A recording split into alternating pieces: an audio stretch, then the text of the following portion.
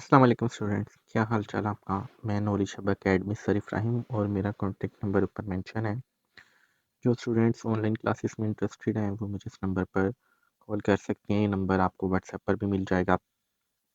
ये number video की description में भी अवेलेबल है, वहाँ से भी ले सकते हैं। Class 6, 7, pre ninth, ninth, 10th, FSC part 1, part 2, pre medical और pre engineering and ICS part 1, part 2 सारी क्लासेस ये करवाई जा रही हैं और सारे ही सब्जेक्ट पढ़ाए जा रहे हैं। अगर आप लोग इंटरेस्टेड हैं तो ज़रूर आप मुझसे कांटेक्ट करें और चैनल को आप लाइक और सब्सक्राइब करना ना भूलिएगा ताकि सारे अपडेट्स आपको बर वक्त मिलते रहें। Thank you. Class 9 exercise 1.1 question number 2।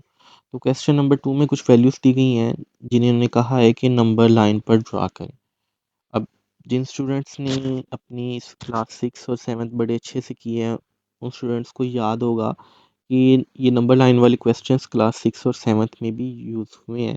तो नंबर लाइन एक स्ट्रेट लाइन होती है जिसके अक्रॉस दोनों साइड्स पर हम एरोस लगा देते हैं। ये एरोस दोनों साइड पर रिप्रेजेंट करती हैं कि नंबर लाइन यहाँ लेफ्ट साइड पर भी कंटिन्यूअस है और यहाँ राइट साइड पर भी कंटिन्यूअस है, यानी कि चल रही है, जारी है, रुकी नहीं है।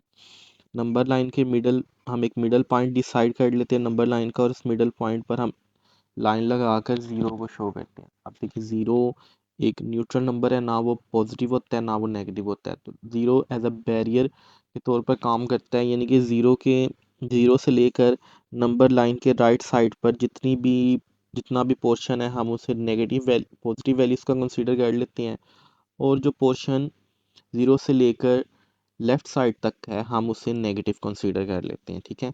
अच्छा, अब नेगेटिव और पॉजिटिव राइट करने के लिए मैं यहाँ वैल्यूज़ लिख लेता हूँ। तो देखिए ज़ीरो के बाद 1 आता है, तो मैं यहाँ अंदाजे से 1 इंच की लाइन्स ड्रा कर रहा हूँ। आप लोगों ने स्केल लेना है और आप 1 इंच की लाइन लिख सकते हैं, 2 इंच की, 3 इंच की, आप 4 सेंटीमीटर की लिख सकते हैं। पर मैंने 1 इंच की लाइन इसलिए मैं कह रहा हूँ कि 1 इंच की लाइन ना ज़्यादा बड़ी होती है ना ज़्यादा छोटी होती है। तो आपने 1 इंच की लाइंस में से इक्वल इक्वल डिस्टेंस पर ये सारे आपके डिस्टेंस लाइंस के मिडल में 1 इंच के होने चाहिए। तो आपने स्केल लेकर ये सारे डिस्टेंस मेजर करनी है और फिर लाइंस लगानी है। अब देखें ये वाली जितना भी पार्ट है ये सारा पॉजिटिव वैल्यूज़ का हो गया।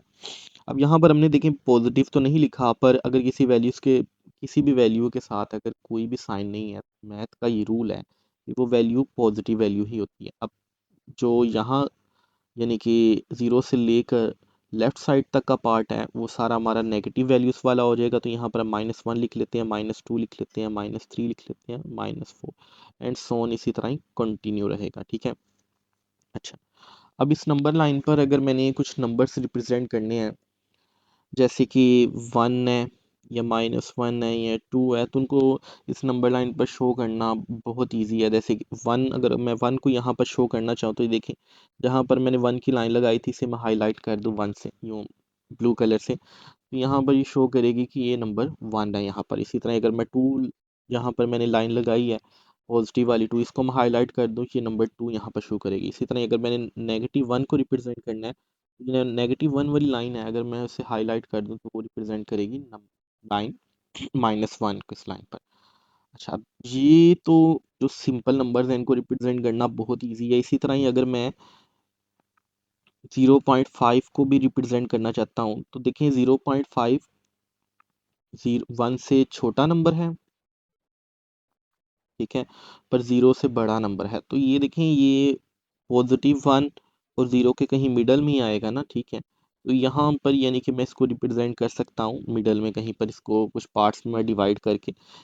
तो 0.5 एक रैशनल नंबर है। इन नंबर्स को नंबर लाइन पर रिप्रेजेंट करना जो रैशनल नंबर्स होते हैं बहुत ईजी है।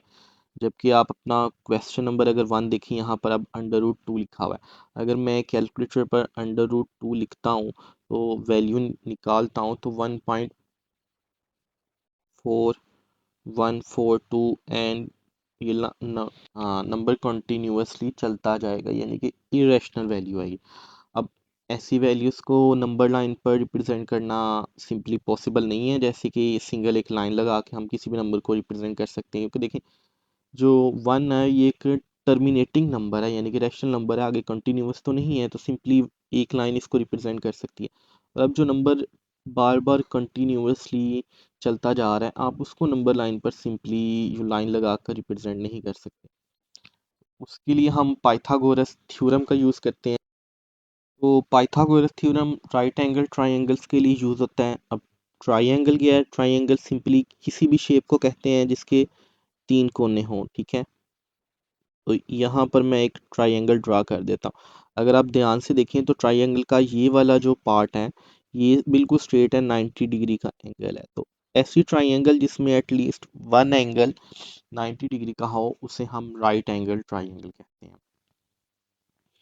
अब इस ट्राइंगल की जो नीचे वाली साइड है, यानी कि जो बॉटम साइड है, उसे हम बेस कहते हैं, और जो 90 डिग्री वाली यानी कि बिल्कुल स्ट्रेट साइड है, इसे हम परपेंडिकुलर कहते हैं, और ये जो स्लोप वाली साइड है, इसे हम हाइपोटेनस कहते हैं। तो पाइथागोरस थ्योरम के अकॉर्डिंग हाइपोटेनस का स्क्वायर, यानी कि ये जो स्लोप वाली लाइन थी, इसका स्क्वायर इक्वल होता है बेस वाली लाइन का स्क्वायर प्लस परपेंडिकुलर यानी कि जो 90 डिग्री वाली लाइन है, इसके स्क्वायर के, ठीक है? तो इन रेशियोज की मदद से हम अंडर रूट को रिप्रेजेंट कर सकते हैं। अब कैसे? अब फर्ज कर लें अगर मैं बेस की जगह वैल्यू ले लूँ 1, यानी कि बेस की जो लेंथ है, यहाँ पर जो स्ट्रेट लाइन है, इसकी लेंथ अगर 1 है, तो यहाँ पर 1 का स्क्वायर हो जाएगा। इसी तरह ही अब जो परपेंडिकुलर है, अगर मैं इसकी वैल्यू को भी यहाँ पर 1 ले लूँ, तो यहाँ पर भी 1 का स्क्वायर हो जाएगा, ठीक है? अब ये सारा फैक्टर तो हाइपोटेनस के इक्वल है ना, यानी कि ये जो स्लोप वाली लाइन है, ठीक है? तो देखें अगर 1 का हम स्क्वायर लें तो 1 की पावर अगर 2 हो, तो इसका मतलब यही है कि आपने 1 को 1 से ही 2 टाइम मल्टीप्लाई करना है। तो 1 को आप जितनी बार भी 1 से मल्टीप्लाई करें, आंसर 1 ही आने वाला है। तो यहाँ पर 1 आ जाएगा, और ये वाला जो 1 है, इसको भी जब आप इसका स्क्वायर लेंगे तो दोबारा से 1 आ जाएगा। तो 1 को जब आप 1 में प्लस करें तो 2 आ जाता है, ठीक है? तो यहाँ पर 2 आ जाएगा। देखिए अब हाइपोटेनस के ऊपर स्क्वायर है, तो हाइपोटेनस का अगर हम रूट लें तो स्क्वायर की वैल्यू रूट से कट जाएगी, और इस 2 के ऊपर भी एक रूट आ जाएगा, ठीक है? रूट स्क्वायर आ जाएगा। तो देखिए हमें यही हमने नंबर लाइन पर रिप्रेजेंट करना था ना, अंडर रूट 2। तो नंबर लाइन पर अगर हम एक स्ट्रेट लाइन खींचें जो कि 0 से यहाँ 1 तक की है, ठीक है? फिर हम जितनी इस लाइन की लेंथ है, इसी के इक्वल एक स्ट्रेट लाइन यूँ खींच दें, ठीक है? और उनको जॉइन कर दें यूँ, ठीक है? तो देखें ये भी लाइन 1 यूनिट की हो जाएगी, ये भी लाइन 1 यूनिट, यानी कि जितने ये फासला है उतनी होगी, उतनी ही इस लाइन का फासला हो गया। तो ये जो मिडल वाला पोर्शन है, यहाँ पर हमने कैलकुलेशन भी की है, तो ये हमेशा अंडर रूट 2 के इक्वल आ रहा है, ठीक है? इसकी लेंथ अंडर रूट 2 के इक्वल आ रही है। तो इस तरह हम वैल्यूज़ को पाइथागोरस थ्योरम यूज़ करते हुए नंबर लाइन पर रिप्रेजेंट कर सकते हैं। एनी हाउ मैं इसको भी रिमूव कर देता हूँ, और जो एग्जाम्पल में बुक में चीज़ें दी गई हैं वहाँ से आपको एक बार समझा देता हूँ, फिर जब मैं क्वेश्चन सॉल्व करूँगा तो ये आप लोगों का कॉन्सेप्ट बेटर क्लियर हो जाएगा। स्टूडेंट्स, तो आपकी बुक में पेज नंबर 5 पर एग्जाम्पल सॉल्व की गई है, जिसमें अंडर रूट 5 को रिप्रेजेंट किया गया नंबर लाइन पर। तो देखिए जब हम अंडर रूट 5 को सॉल्व करें कैलकुलेटर पर, तो हमारे पास आंसर आ रहा है 2.236, और ये नंबर कंटिन्यू रहता है, यानी कि ये नंबर एक इरेशनल है। देखिए नॉन टर्मिनेटिंग भी है, नॉन नॉन रेकरिंग भी है, रिपीट भी नहीं हो रहा कोई इसमें पैटर्न। तो ये नंबर एक इरेशनल नंबर है। अब इरेशनल नंबर को हम नंबर लाइन पर रिप्रेजेंट करने के लिए पाइथागोरस थ्योरम का यूज़ करते हैं, ठीक है? उससे पहले मैं आपको एक्सप्लेन कर दूं कि हम कंस्ट्रक्शन कैसे करेंगे, और वो कौन से दो नंबर होंगे जो हम लेंगे तो उनका आंसर, यानी कि उनका हाइपोटेनस जब हम निकालेंगे तो अंडर रूट 5 आ जाएगा। देखिए मैं अब ये रफ अमल में थोड़ा सा आपको चीज़ें पहले समझा दूं, फिर मैं क्वेश्चन सॉल्व करके आपको दिखाऊंगा। देखिए अगर हम एक ट्राइंगल ड्रा करें, तो देखिए ट्राइंगल में जो ये नीचे वाली जो लाइन होती है, इसको हम बेस कहते हैं, ठीक है? और ये वाली जो स्ट्रेट लाइन है, यानी कि 90 डिग्री का जो एंगल है, इसे हम परपेंडिकुलर कहते हैं, और ये जो स्लोप वाली लाइन है, इसे हम हाइपोटेनस कहते हैं, ठीक है? तो पाइथागोरस थ्योरम के अकॉर्डिंग यही था ना कि हाइपोटेनस का स्क्वायर इक्वल होता है बेस के स्क्वायर के प्लस परपेंडिकुलर के स्क्वायर के, ठीक है? तो यानी कि हमने अगर यहाँ पर हाइपोटेनस पे शो करना है अंडर रूट 5, तो हमें तो वो वैल्यूज लेनी पड़ेंगी बेस पर भी और परपेंडिकुलर पर भी, जिनका यहाँ पर जब हम स्क्वायर लेके उन दोनों को प्लस करें तो अंडर रूट 5 आ जाए, ठीक है? तो वो दो वैल्यूज़ अगर देखिए मैं यहाँ पर अगर 2 लेता हूँ और यहाँ पर अगर 1 लेता हूँ, यानी कि बेस की वैल्यू मैं इक्वल 2 के ले लेता हूँ, और जो हमारे पास परपेंडिकुलर है, यानी कि जो स्ट्रेट लाइन है 90 डिग्री की, उसकी जगह मैं अगर 1 ले लेता हूँ और इन दोनों का मैं स्क्वायर ले लेता हूँ, ठीक है। तो देखिए अगर 2 का हम स्क्वायर लें तो इसका मतलब यही है कि आपने 2 को 2 से 2 टाइम मल्टीप्लाई करना है। तो जब 2 को आप 2 से मल्टीप्लाई करेंगे तो 4 आ जाएगा। तो यहाँ 2 के स्क्वायर की जगह मैं इसे सॉल्व करके 4 लिख देता हूँ। अब 1 का जब आप स्क्वायर लें तो उसका भी मतलब यही है कि आपने 1 को 1 से 1 टाइम मल्टीप्लाई करना है। 1 को आप 1 से चाहे 1 टाइम मल्टीप्लाई करें, चाहे आप 1000 टाइम करें, तो 1 ही आने वाला है। तो यहाँ पर मैं 1 लिख देता हूँ और ये इक्वल हाइपोटेनस के स्क्वायर के आ गया। अब जब मैं इस 4 को और 1 को प्लस करूँगा तो यहाँ पर 5 आ जाएगा, ठीक है। अब देखिए यहाँ पर हाइपोटेनस पर स्क्वायर है। स्क्वायर को रिमूव करने के लिए हम लोग रूट स्क्वायर रूट लेते हैं, ठीक है। अगर मैं स्क्वायर रूट लूँगा तो ये स्क्वायर की वैल्यू स्क्वायर रूट की वैल्यू से कट जाएगी और अंडर रूट 5 पर जो रूट की वैल्यू वैसे की वैसी आ जाएगी। अब हमारा हाइपोटेनस अंडर रूट 5 के इक्वल देखिए आ गया। तो देखें यही वो दो नंबर है ना, 1 और 2, जिनको हम यानी कि 2 को हम अगर बेस लें और 1 को हम परपेंडिकुलर की वैल्यू पढ़ लें तो फिर ही हमारा अंडर रूट 5 आ रहा है। तो ये दोनों हमने नंबर निकाल लिए हैं। अब इनको हमने पैथागोरस थ्योरम लगाकर स्टेटमेंट्स लिखकर फिर शो करना है, ठीक है। और फिर नंबर लाइन पर भी हमने ड्रा करके इसको दिखाना है। तो सॉल्व करने के लिए देखिए मैं पहले अंडर रूट 5 लिख लेता हूँ, फिर यहाँ पर मैं सोल्यूशन लिख लेता हूँ। अच्छा, अब यहाँ पर देखें जो आपकी एग्जांपल है, यहाँ पर भी स्टेटमेंट यूज़ हुई हुई है, ठीक है। स्टेटमेंट मैं आप लोगों को पढ़ के भी एक बार एक्सप्लेन कर देता हूँ। मैं यही वाली स्टेटमेंट यूज़ करने वाला हूँ यहाँ पर इस पूरी जगह पर लिखने के लिए। उसके बाद मैं पाइथागोरस थ्योरम का यूज़ करूँगा।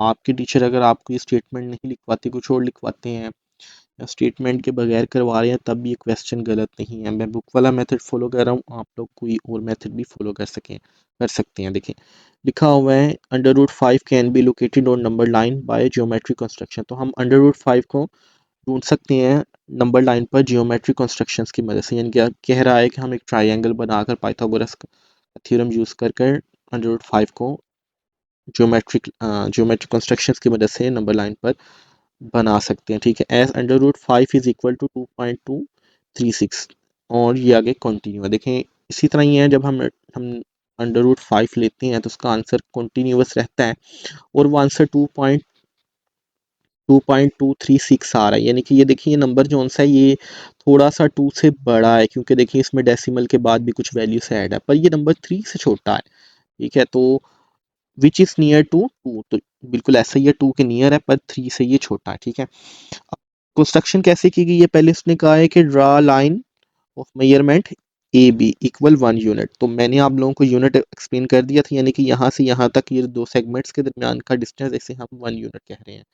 यानी कि यही कह रहा है कि 1 यूनिट वाली आप लाइन लगा लीजिए पॉइंट ए पर, जो कि लाइन हॉरिजॉन्टल हो, ठीक है, यानी कि परपेंडिकुलर और 90 डिग्री की लाइन हो, ठीक है।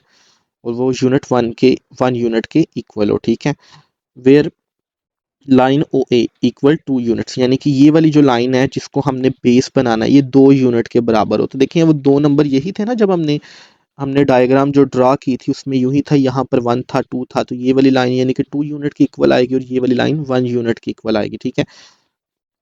And we have a triangle O A B, तो हमारे पास जो ट्राइंगल बनेगी हम उसे ओ ए बी कहेंगे। तो ये ज़रूरी नहीं है आप इसे ओ ए बी कहें, आप ए बी सी भी इसके नाम रख सकते हैं। इसको हम यूं ही पढ़ते हैं ए बी सी ट्राइंगल। अगर मैं इसके नाम रख दूं ओ ए बी तो हम इसे ओ ए बी ट्राइंगल भी पढ़ सकते हैं। तो ये आपकी मर्ज़ी है, ये ज़रूरी नहीं है कि बिल्कुल जैसे बुक में लिखा हुआ है वर्ड टू वर्ड बिल्कुल आप वैसे ही फॉलो करें। पर हम रेफरेंस के तौर पर मैं स्टेटमेंट के लिए ये चीज़ें हम यहाँ से लेने वाला हूँ, ठीक है। Next by using Pythagoras theorem, तो फिर आपने पाइथागोरस थ्योरम का यूज़ करना है और पाइथागोरस थ्योरम का यहाँ से फॉर्मूला लिखना है। अब अंदर वाली ये जो ओ बी लिखे हुए हैं, line O B measurement of line O B measurement of line O A measurement of line A B, ये जो आपने ट्राइंगल को नाम देनी है उसके अकॉर्डिंग आएगी। चलिए अब लिख लेता हूँ यहाँ पर। तो लीजिए मैंने यहाँ पर स्टेटमेंट लिखी है। अब इस स्टेटमेंट के अकॉर्डिंग हम रफ अमल में एक छोटी सी ट्राइंगल बना लेते हैं। ताकि जब हम क्वेश्चंस को सॉल्व करेंगे तो हमारी जो मेजरमेंट्स हैं वो गलत ना हो। ठीक है, ये मैंने एक रफ अमल में एक ट्राइंगल बना ली। अब इस ट्राइंगल को जो मैंने स्टेटमेंट लिखी है इसके अकॉर्डिंग मैं नेम्स दे देता हूँ ओ ए बी। ठीक है, तो देखिए यहाँ पर जो लाइन है, जो यूनिट हमने रखा है ए बी वाला, वो हमने 1 रखा है, 1 यूनिट के इक्वल रखा है। तो यानी कि मैं इधर 1 लिख देता हूँ, और जो लाइन मेजरमेंट जिस लाइन की है ओ ए, जिस लाइन की मेजरमेंट है उसको हमने 2 यूनिट्स के इक्वल रखा है, तो यहाँ पर मैं 2 लिख देता हूँ। ठीक है, अब ये वाली जो लाइन है यानी कि जो हाइपोटेनस है हमने वो फाइंड आउट करना है। ठीक है, तो पाइथागोरस थ्योरम के मुताबिक हमारा हाइपोटेनस बेस के स्केयर प्लस परपेंडिकुलर के स्केयर के इक्वल होता है। तो अब हम एच बी और पी का यूज़ नहीं करेंगे, जो हमने यहाँ पर लाइंस लिखी हैं हम इन्हीं को यूज़ करेंगे हाइपोटेनस बेस और परपेंडिकुलर की जगह पर। देखिए यहाँ पर ये वाली जो लाइन है ये एच वाली है ना, यानी कि हाइपोटेनस है हमारा। तो अगर मैं इस लाइन को यूं पढूं, line O B, measurement of line O B, यानी कि लाइन ओ बी की पैमाइश, तब भी इसका मतलब यही होगा कि मैं यहाँ पर लिख रहा हूँ हाइपोटेनस। ठीक है, यहाँ पर मैं लिख देता हूँ measurement of line O B. ठीक है, अब देखिए एम यहाँ पर रिप्रेजेंट कर रहा है कि ये मेजरमेंट है, ये जो ऊपर बार लगी है रिप्रेजेंट कर रही है कि ये एक लाइन है। ओ पी रिप्रेजेंट कर रहा है कि ये ओ से शुरू हो रही है और बी तक जाकर ख़त्म हो रही है। ठीक है, का स्केयर इक्वल है। ठीक है, अब देखिए नेक्स्ट वाली बेस वाली लाइन होती है, तो हमारी बेस यही है ना, ओ से ए तक है उस। ठीक है, तो मैं यहाँ पर लिख लेता हूँ मेजरमेंट ऑफ लाइन ओ ए। ठीक है, का स्केयर प्लस, अब यहाँ पर अगर आप देखें जो हमारा परपेंडिकुलर है वो ए बी के इक्वल है, तो मैं यहाँ पर लिख लेता हूँ measurement of line A B. तो आपने इसको यूं ही पर ऐसे ही पढ़ना है, यानी कि measurement of line A B. ठीक है, तो ये ज़्यादा डिफ़िकल्ट चीज़ें नहीं हैं, आप इनकी जगह वैसे हाइपोटेनस बेस और परपेंडिकुलर भी लिख सकते हैं, उससे क्वेश्चन गलत तो नहीं होगा, पर आपकी बुक में यूँ दिया गया इसीलिए मैंने वही पैटर्न फॉलो किया है। ठीक है, अब जहाँ पर वैल्यूज़ नाउन है हमें वो हम लिख लेते हैं, और जो वैल्यू अननाउन है यानी कि जो यहाँ पर हमने फाइंड आउट करना है हाइपोटेनस, हम उसको वैसे छोड़ देंगे। तो measurement of line O B, क्योंकि लाइन ओ बी ही हमारा हाइपोटेनस था तो मैंने इसको स्क्वायर में वैसे का वैसे छोड़ दिया। अब देखिए मेजरमेंट ऑफ लाइन ओ ए जो सी है वो हमारे पास 2 की इक्वल हमने रखी है ना, यहाँ पर मैं 2 लिख दूंगा। ठीक है, 2 का स्क्वायर प्लस, अब अगर आप ए बी लाइन को देखें तो हमने वो 1 की इक्वल रखी है, मैं यहाँ 1 का स्क्वायर लिख देता हूँ। अगेन देखें 2 का स्क्वायर 4 आता है और 1 का स्क्वायर 1 नहीं आता है। यहाँ पर मैं measurement of line O B वैसे की वैसे ही लिख लेता हूँ। ठीक है, अगर आप 2 और 4 और 1 को आप प्लस करेंगे तो 5 आ जाएगा, तो यहाँ पर मैं 5 लिख देता हूँ। ठीक है, अब यहाँ पर हमने स्टेटमेंट लिखनी है कि दोनों साइड्स का स्क्वायर रूट लेने से। ठीक है, क्यों? क्योंकि देखिए यहाँ पर जो ये वाली वैल्यू है इसके ऊपर तो स्क्वायर है ना, स्क्वायर को हम ख़त्म करने के लिए अंडर रूट लेते हैं, स्क्वायर रूट लेते हैं। तो यहाँ पर पहले मैं स्टेटमेंट लिख लेता हूँ। तो ये कि यहाँ पर मैंने स्टेटमेंट लिख ली है। अब वो बच्चे जिनका मैथ ज़रा वीक है मैं उनको बता दूं, देखिए अगर हम इस वाली वैल्यू का अंडर रूट लेते हैं, इस वाली वैल्यू का भी स्क्वायर रूट लेते हैं, तो इक्वेशन पर मैथ का रूल है, अगर बीच दरमियान में किसी भी दो इक्वेशन के दरमियान इक्वल है, तो अगर आप वन साइड के साथ कुछ चीज़ मल्टीप्लाई या डिवाइड करते हैं या आप उसका अंडर रूट लेते हैं, दूसरी साइड के साथ भी आप सिमिलर ही चीज़ करें, इक्वेशन पर कोई भी फ़र्क नहीं पड़ता। इसलिए अंडर रूट दोनों अगर मैं साइड्स का लेता हूँ तो इक्वेशन पर हमारी कोई भी फ़र्क नहीं पड़ता। चलिए मैं दोनों साइड्स का अंडर रूट ले लेता हूँ। Measurement of line O B का मैं यहाँ पर स्क्वायर रूट ले लेता हूँ। ठीक है, तो यहाँ 5 का भी मैं स्क्वायर रूट ले लेता हूँ। अब ये यहाँ पर स्क्वायर रूट की वैल्यू कट जाएगी स्क्वायर की वैल्यू से। अब वो कैसे कटेगी, जिन बच्चों का ज़रा मैथ अगेन ज़रा वीक है मैं उनके लिए एक्सप्लेन कर दूँ। देखिए अगर यहाँ पर अंडर रूट का साइन लगा हुआ है और उसकी वैल्यू नहीं दी गई, उसकी वैल्यू 2 ही होती है। ठीक है, अगर तो अंडर रूट की वैल्यू दी गई है जैसे 3 और 4, तब तो पता चलता है कि 3 और 4 है। अगर नहीं दी गई तो आप लोगों ने समझ लेना है कि 2 के इक्वल है। ठीक है, हम अब देखिए मैं अंदर कोई भी वैल्यू रख सकता हूँ, एक्स वाई कोई भी अंदर वैल्यू है, 2 भी रख सकता हूँ। यहाँ पर जो स्केयर की जो साइन है ना स्केयर का, इसको मैं रिमूव करके यहाँ इसको पावर की फॉर्म में भी लिख सकता हूँ 1/2। देखिए यहाँ पर स्केयर की वैल्यू, सॉरी अंडर रूट की वैल्यू यही थी ना, 2 थी, इसको मैं 1/2 भी लिख सकता हूँ। जैसे कि अगर यहाँ पर कोई भी वैल्यू x है और उसके ऊपर 3 है, यानी कि ऊपर उसके ऊपर रूट की पावर उसके ऊपर 3 है, तो उसको भी मैं इस फॉर्म में लिख सकता हूँ x की पावर 1/3। इससे कोई भी फर्क नहीं पड़ता।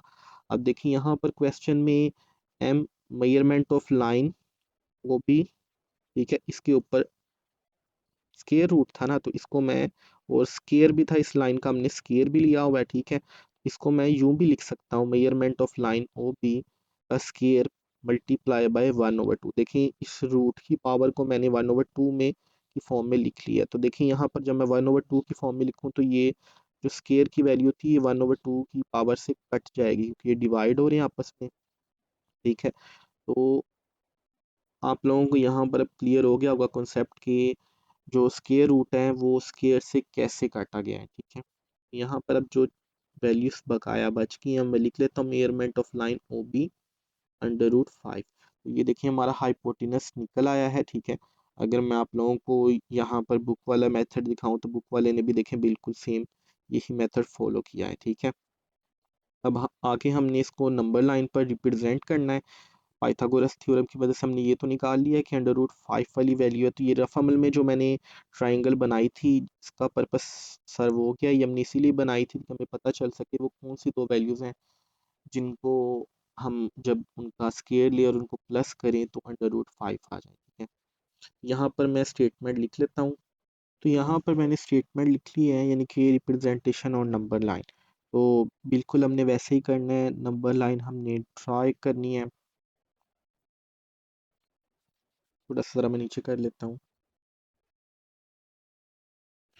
चलिए अब मैं स्केल की मदद से लाइन पर, नंबर लाइन पर रिप्रेजेंट करने के लिए एक 5 सेंटीमीटर की लाइन लगा लेता हूँ। आप लोगों की मर्जी है कि आप लोगों ने लाइन कितनी लंबी रखनी है, ज़रूरी नहीं है कि आप 5 सेंटीमीटर ही रखें।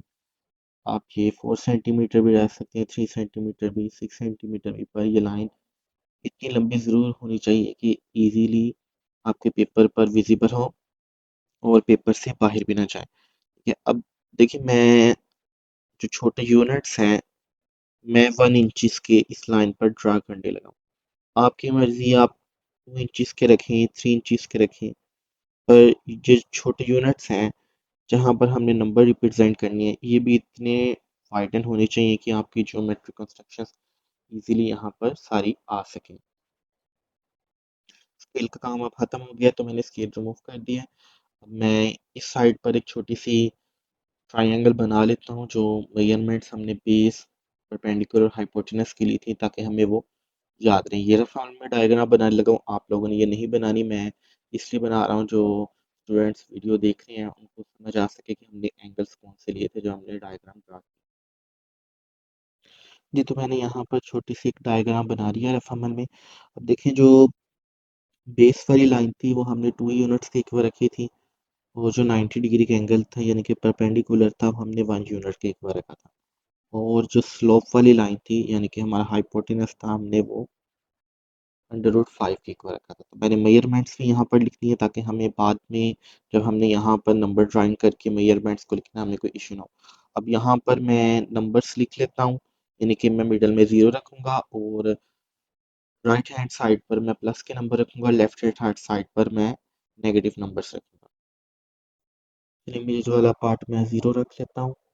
अब ये वाली जो साइड थी यानी कि जो राइट हैंड साइड थी वो हमने पॉजिटिव रखी थी, तो मैं यहाँ 1 लिख लेता हूँ और 2 लिख लेता हूँ। अगेन मैं एक्सप्लेन कर दूँ कि यहाँ 1 के साथ अगर कोई साइन नहीं है इसका मतलब यही है कि यहाँ पर पॉजिटिव का सिंबल है, यानी कि ये नंबर पॉजिटिव है। तो जो हमारी लेफ्ट हैंड साइड है हमने वो सारी नेगेटिव रखनी है, तो यहाँ पर मैं -1 लगा लेता हूँ और -2 लगा लेता हूँ। और यहाँ पर मैं इस लाइन के साइड्स पर एरोस भी लगा लेता हूँ जो कि रिप्रेजेंट करें कि लाइन कंटिन्यू है दोनों साइड्स पर। लाइन्स ड्रा करने के लिए दोबारा से मैं स्केल का यूज़ करूँगा। देखें अब 0 से जो 2 तक यूनिट था वही हमारे अब बेस लाइन था ना, यानी कि वही हमारी जो नीचे वाला यूनिट था ग्राउंड लेवल पर यूनिट था, उसको रिप्रेजेंट करने के लिए मैं एक ब्लू कलर की 0 से 2 तक की एक लाइन लगा लेता हूँ। अब जो हमारा सेकंड यूनिट था वो परपेंडिकुलर था यानी कि 90 डिग्री का एंगल था और वो यूनिट 1 के इक्वल था। तो मैंने स्केल को रोटेट कर लिया है। अब 1 इंच की लाइन लगाने के लिए अब यहाँ पर अगर आप पिक्चर में देखें तो जहाँ पर 2 ख़त्म हुआ है हमने वहाँ पर ये 1 वाली लाइन लगाई है ना, तो इसीलिए मुझे स्केल के 0 को दोबारा से 2 पर रखना पड़ेगा जहाँ पर हमारी 2 वाली लाइन ख़त्म हुई है, और मैं 1 इंच की यहाँ पर लाइन लगा दूंगा। तो ये लीजिए मैंने 1 इंच की यहाँ पर लाइन लगा दी है। अब स्केल का काम ख़त्म हो गया तो मैं स्केल को रिमूव कर देता हूँ। अब इन दोनों लाइंस को हमने जॉइन करना है, यानी कि जो हमारी परपेंडिकुलर की लाइन है हमने उसको बेस लाइन जहाँ पर हमने 0 रखा है उसके साथ जॉइन कर देना। ये मैंने जॉइन कर दी। हमारी जियोमेट्री कंस्ट्रक्शन कंप्लीट हो चुकी है। अब एक साइड हमारी यूनिट 2 के इक्वल है और दूसरी जो परपेंडिकुलर है वो यूनिट 1 के इक्वल है। चलिए फिर मैं नंबर्स या मेजरमेंट्स यहाँ पर लिख देता हूँ। यहाँ से यहाँ तक की हमारी जो पूरी लाइन है वो 2 यूनिट की इक्वल है ना, तो मैं यहाँ पर 2 लिख लेता हूँ। और यहाँ से यहाँ तक की जो हमारी लाइन है यानी कि जो हमारा परपेंडिकुलर है ये 1 के इक्वल है ना, तो मैं यहाँ यूनिट 1 लिख देता हूँ। और यहाँ से यहाँ तक की जो हमारी लाइन है अब वो अंडर रूट 5 के इक्वल है, तो यहाँ पर मैं अंडर रूट 5 लिख लेता हूँ।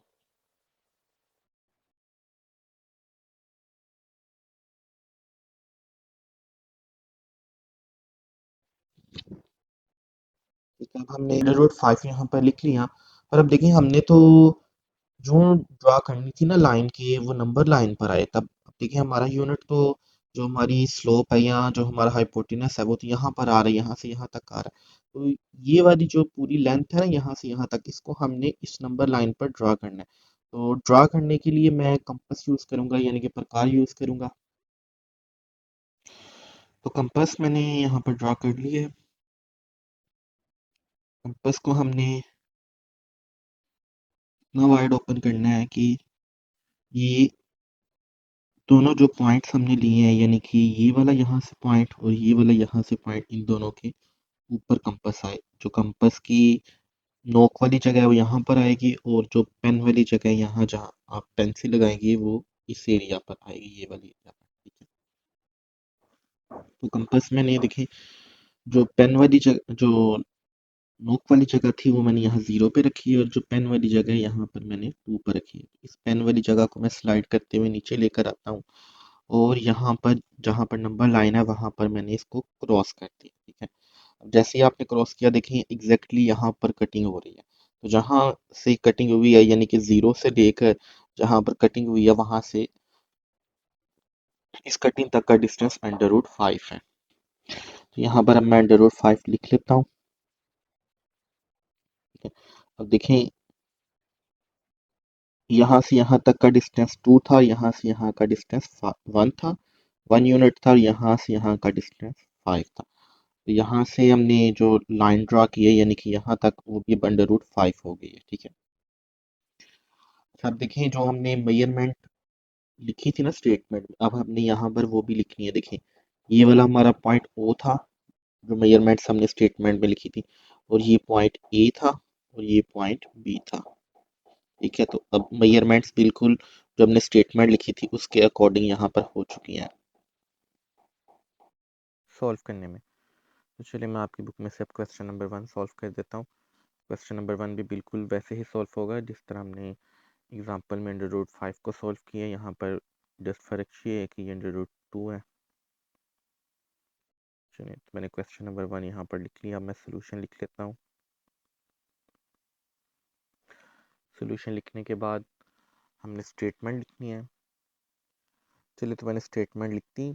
स्टेटमेंट में लिखा गया है कि हम अंडर रूट 2 को नंबर लाइन पर ज्योमेट्री कंस्ट्रक्शंस की मदद से रिप्रेजेंट कर सकते हैं। अब अंडर रूट 2 जो कि देखिए अगर अंडर रूट 2 की वैल्यू कैलकुलेटर पर लें तो ये वैल्यू के साथ 1 के साथ डेसिमल की वैल्यू भी थोड़ी सी आगे चलती जा रही है। ठीक है, यानी कि ये नंबर थोड़ा सा 1 से बड़ा है पर ये नंबर 2 से छोटा है। तो बिल्कुल वैसे ही है, हमने एक नंबर लाइन लेनी है, नंबर लाइन पर हमने लाइंस ड्रा करनी है। तो नंबर लाइन पर देखें रिप्रेजेंट करने के लिए पहले तो हमें यही फाइंड आउट करना पड़ेगा ना कि वो दो कौन से यूनिट या वैल्यूज़ हों जिनको हम बेस पर रखें और फिर परपेंडिकुलर यानी कि 90 डिग्री के एंगल पर रखें तो हमारा हाइपोटेनस यानी कि जो स्लोप वाली वैल्यू थी वो अंडर रूट 2 के इक्वल आ जाए। तो उन वैल्यूज़ को फाइंड करने के लिए मैं रफ अमल में एक छोटी सी ट्राइंगल पहले बना लेता हूँ साइड पर।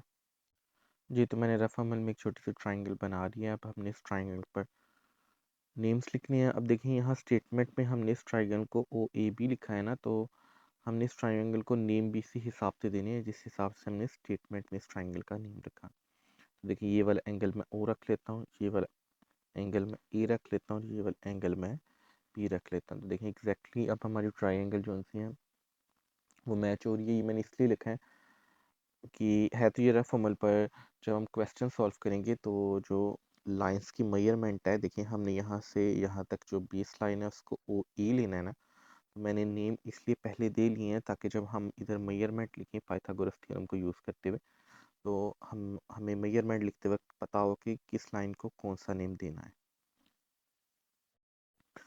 तो अगर देखें ये जो बेस वाली लाइन है यानी कि ओ से ए तक जो लाइन है, अगर इसको मैं 1 यूनिट के इक्वल रखता हूँ और यहाँ से ये जो परपेंडिकुलर वाली लाइन है यानी कि जो 90 डिग्री का यूँ स्ट्रेट एंगल है, इसको भी अगर मैं 1 यूनिट के इक्वल रखता हूँ जो कि हमें नंबर लाइन पर रिप्रेजेंट करना है, चाहे हम 1 इंच का रखें 2 इंच का रखें।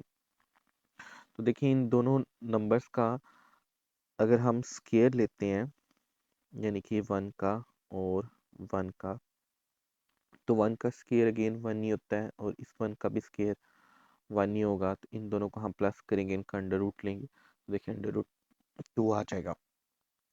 तो यहाँ से ये तो पता चल रहा है कि वो दो वैल्यूज़ या दो यूनिट्स हमने जो बेस पर और परपेंडिकुलर पर रखनी है वो 1 और 1 है, जिनको प्लस करने से फिर अंडर रूट लेने से अंडर रूट 2 आ जाए। ठीक है, चलिए अब मैं क्वेश्चन सॉल्व करने के लिए यहाँ पर मेजरमेंट्स लिख लेता हूँ। देखें लाइन ओ ए हमारी बेस है और लाइन ए बी हमारा परपेंडिकुलर है और लाइन ओ से बी तक हमारा हाइपोटेनस है। तो पाइथागोरस थ्योरम के मुताबिक हमने हाइपोटेनस ही फाइंड करना है ना। तो हाइपोटेनस यानी कि जो ये वाली लाइन थी वो इन बेस वाली लाइन और परपेंडिकुलर वाली लाइन के स्केयर के सम के इक्वल होती है। तो यहाँ पर पहले मैं वैल्यूज लिख लेता हूँ।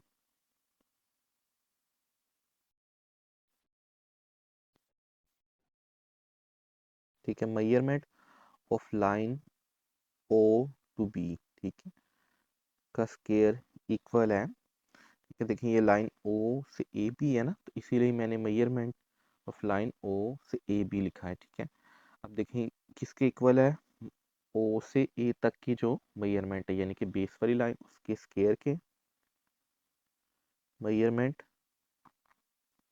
ऑफ लाइन ओ ए का स्केयर प्लस, अब देखिए ये तो हमारी बेस हो गई ना। अब यहाँ से हमारा जो परपेंडिकुलर था वो ए बी के इक्वल है, तो मैं यहाँ पर लिखूंगा measurement of line A B का स्केयर। तो यही हमारा पाइथागोरस थ्योरम था ना कि हाइपोटेनस का स्केयर इक्वल है बेस के स्केयर के प्लस परपेंडिकुलर के स्केयर के। ठीक है, अब हमने वैल्यूज लिखनी लाइंस की फॉर्म में जो मेजरमेंट्स हमने लेनी है। ठीक है, अब इसमें देखें जो लाइन हमें अननोन है वो ओ बी हमने फाइंड करनी है ना हाइपोटेनस। तो बाकी तो दोनों लाइंस की वैल्यूज हमें पता है कि 1 यूनिट्स के इक्वल है। तो मैं वैल्यूज पुट कर देता हूँ और जो चीज़ अननोन है हम उसको वैसे का वैसे ही लिख लेंगे, यानी कि मेजरमेंट ओ बी अननोन थी तो मैं उसको बस सिंपली मेजरमेंट ओ बी लिख लेता हूँ। अब देखिए मेजरमेंट ओ ए जो सी है यहाँ से अगर आप पिक्चर में से भी देखें तो यूनिट 1 के इक्वल है, तो मैं यहाँ पर 1 लिख लेता हूँ और इसका स्केयर ले लेता हूँ। इक्वेशन में अब प्लस है तो मैंने प्लस लिख लिया। अब अगर आप ए बी को देखें यानी कि लाइन ए बी को, तो यूनिट 1 के इक्वल है, तो मैं इसकी वैल्यू यहाँ पुट कर देता हूँ। मेजरमेंट ओ बी दोबारा से वैसे का वैसे ही यहाँ पर आ गया। अब देखिए अगर आप 1 का स्केयर लें तो इसका मतलब यही है ना कि आपने 1 को 1 से मल्टीप्लाई करवाना है। तो 1 को 1 से जब आप मल्टीप्लाई करें तो आंसर 1 ही आता है। अब 1 को चाहे आप 1000 टाइम 1 से मल्टीप्लाई करें तो अगेन 1 ही आने वाला है। तो दोनों साइड्स पर 1 1 ही आंसर आ जाएगा। अब जब आप 1 को 1 में प्लस करें तो आंसर 2 आता है और यहाँ पर मेजरमेंट ओ पी वैसे का वैसे ही आ गया। अब देखिए यहाँ पर स्केयर है और यहाँ पर स्केयर नहीं है, तो हमें यहाँ से स्केल मूव करने के लिए दोनों साइड्स का अब स्केल लेना पड़ेगा, ठीक है। अब स्केल लेने के लिए मैं यहाँ पर पहले स्टेटमेंट लिख देता हूँ। तो मैंने यहाँ पर स्टेटमेंट लिख ली है, by taking square root of both sides. तो हमने दोनों साइड्स का स्क्वायर रूट लेना है, ठीक है। तो यहाँ पर पहले मैं लिख लेता हूँ measurement of line O P का स्क्वायर, ठीक है। और उसके ऊपर मैं स्क्वायर रूट का साइन लगा लेता हूँ, और फिर मैं 2 के ऊपर भी स्क्वायर रूट का साइन लगा लेता हूँ। तो देखिए यहाँ से ये स्क्वायर रूट की वैल्यू कट जाएगी स्क्वायर से, और मेजरमेंट ओ पी जस्ट बच गया हमारे पास, जो कि इक्वल आया है √2 के। अब देखिए यहाँ तक हमने सॉल्व कर लिया, यानी कि जो हमारा हाइपोटेनस की वैल्यू थी वो तो हमने निकाल दी √2। तो ये वाली जो हमने रफ अमल में डायग्राम बनाई थी मैं उसे रिमूव कर देता हूँ। अब हमने इसको नंबर लाइन पर रिप्रेजेंट करना है, तो नंबर लाइन पर रिप्रेजेंट करने के लिए पहले मैं स्टेटमेंट लिख लेता हूँ। ओके, तो मैंने अब स्टेटमेंट लिख ली है कि रिप्रेजेंटेशन ऑन नंबर लाइन। चले नंबर लाइन ड्रा कर लेते हैं। मैं होप्स हो कि आप लोगों को ये तो याद होगा कि नंबर लाइन कैसे ड्रा करनी है। नंबर लाइन एक स्ट्रेट लाइन है, इस पर हमने राइट साइड पर पॉजिटिव वैल्यूज़ रखनी है और लेफ़्ट साइड पर नेगेटिव वैल्यूज़ रखनी है। तो नंबर लाइन ड्रा करने के लिए मैं 5 सेंटीमीटर की एक स्ट्रेट लाइन लगाने लगा हूँ। आप लोगों की मर्ज़ी है, आप लोगों ने बड़ी लाइन अगर लगानी है, छोटी लाइन लगानी है, पर वो लाइन इतनी लेंथ में ज़रूर होनी चाहिए कि जो आप ज्योमेट्री कंस्ट्रक्शन उस पर करेंगे वो इजीली विजिबल हो। चलें, अब मैं 1 इंचज़ के लिहाज से छोटी छोटी लाइंस लगा लेता हूँ जो हमारे सिंगल यूनिट्स या 1 यूनिट्स को रिप्रेजेंट करेंगी। मैंने 1 इंचज़ की लगाई है, अगेन आप लोग 2 इंचज़ की लगा सकते हैं, 3 इंचज़ की, पर वो लाइन इतनी इनफ होनी चाहिए कि सारी ज्योमेट्री कंस्ट्रक्शन आपकी पेपर पर पूरी आ जाए, लाइंस आपके पेपर से या ज्योमेट्री कंस्ट्रक्शन आपके पेपर से बाहर ना जा रही हो। ठीक है, मैंने दोनों लाइंस लगा ली हैं यहाँ पर। तो स्केल का काम यहाँ से ख़त्म हो गया, तो स्केल को यहाँ से मैं रिमूव कर देता हूँ। अब मैं यहाँ पर वैल्यूज़ लिख लेता हूँ। तो मिडल में हम लोग ज़ीरो रखते हैं, क्योंकि ज़ीरो जो है एक न्यूट्रल नंबर है, ना वो प्लस का है ना वो नेगेटिव का है, ये एज अ बैरियर वर्क करता है। अब जो यहाँ पर राइट साइड पर जितना भी एरिया हम ये पॉजिटिव कंसीडर करते हैं, तो यहाँ पर मैं +1 लिख लेता हूँ और यहाँ पर +2 लिख लेता हूँ, और साइड्स पर 2 एरोस लगा देता हूँ जो कि रिप्रेजेंट करिए कि नंबर लाइन हमारी कंटिन्यूअस है दोनों साइड्स पर। अब यहाँ पर जो लेफ़्ट साइड वाला एरिया होता है ये हम नेगेटिव कंसीडर करते हैं, तो यहाँ पर मैं -1 लगा लेता हूँ और -2 लगा लेता हूँ, ठीक है। अब मैं यहाँ पर एक छोटी सी रफ अमल में ट्रायंगल भी बना लेता हूँ, ताकि हमें मेजरमेंट्स याद रहें कि हमने जो मेजरमेंट्स ली थी वो कौन सी मेजरमेंट्स हैं जो हमने नंबर लाइन पर रिप्रेजेंट करनी। चलिए, मैंने यहाँ रफ अमल में एक छोटी सी ट्रायंगल बना ली है। आप लोगों ने जो ट्रायंगल लेड पेंसिल से बनानी है, ताकि आप यहाँ पर लेड पेंसिल से ही मेजरमेंट्स लिख सकें जो हमने बेस की मेजरमेंट ली थी और परपेंडिकुलर की, ताकि आप लोग बाद में से ईज़िली रिमूव कर सकें। तब मैं यहाँ पर मेजरमेंट्स लिख देता हूँ। देखिए, हमने बेस यूनिट 1 की इक्वल ली थी ना, तो मैंने यहाँ +1 लिख दिया। बेस वाली वैल्यू अभी स्ट्रेट लाइन वाली वैल्यू थी ना, तो इसलिए इसको मैंने यूनिट 1 लिख दिया। अब ये जो दूसरी वैल्यू थी जो 90 डिग्री का एंगल था, यहाँ परपेंडिकुलर थी, हमने ये भी यूनिट 1 लिया था, तो यहाँ पर मैंने 1 लिख लिया। अब यहाँ पर जो स्लोप थी हमने कैलकुलेशन में √2 निकाली थी ना, तो यहाँ पर मैंने √2 लिख लिया। अब ये डायग्राम बनाने का एम बस यही है कि जब आप इस डायग्राम को रिप्रेजेंट करेंगे नंबर लाइन पर, आप लोगों को मेजरमेंट्स याद रहें, मेजरमेंट्स हम लोगों ने कौन सी लेनी है। चलिए, अब मैं इसको नंबर लाइन पर रिप्रेजेंट करता हूँ। तो देखिए, हमारा आंसर यही था ना √2 का 1.4 और समथिंग, यानी कि इसका मतलब यही है कि वो नंबर 1 से थोड़ा सा बड़ा है और 2 से थोड़ा सा छोटा है। तो बेस लाइन हमने अब देखें यूनिट 1 के यहाँ पर इक्वल ली थी ना नीचे वाली, ठीक है। तो अगर 1 यूनिट को अगर हम देखें तो 0 से 1 के दरमियान है, तो हमने पहले लाइन जो बेस लाइन है हमारी वो हमने 0 और 1 पर रखकर लगानी है। मैं 0 और 1 से एक यूनिट 1 को रिप्रेजेंट करने के लिए एक स्ट्रेट लाइन लगा लेता हूँ, ठीक है। मैं ये ब्लू कलर से लगा रहा हूँ, ऑफकोर्स आप लोगों ने तो पेन से डायग्राम बनानी है, तो आपकी सारी ही डायग्राम ब्लू कलर की होने वाली। अब देखिए, अगर ये यहाँ से यूनिट 1 है, ठीक है, तो जो हमने दूसरी वैल्यू ली थी, यानी कि ये स्ट्रेट वाली जो कि हमारा परपेंडिकुलर था 90 डिग्री का एंगल, वो भी तो हमने यूनिट 1 ही लेना ना। इन दोनों लाइंस को हमने इक्वल रखना। अब देखिए, ये वाले यूनिट का डिस्टेंस मैंने सारे यूनिट्स का डिस्टेंस तो मैंने अब 1 इंच रखा था, तो हमने दोबारा से स्केल यूज़ करना है ताकि जो हमारी स्ट्रेट लाइन है वो एग्जैक्टली 1 इंच की आए। तो मैंने यहाँ पर स्केल निकाल लिया है। मैं स्केल को एग्जैक्टली 0 को यहाँ पर 1 पर रखूँगा, देखिए, ठीक है। और यहाँ से 0 से लेकर 1 तक ये लाइन 1 इंच है। यहाँ पर अब मैं एक ब्लू कलर की लाइन ड्रा कर लेता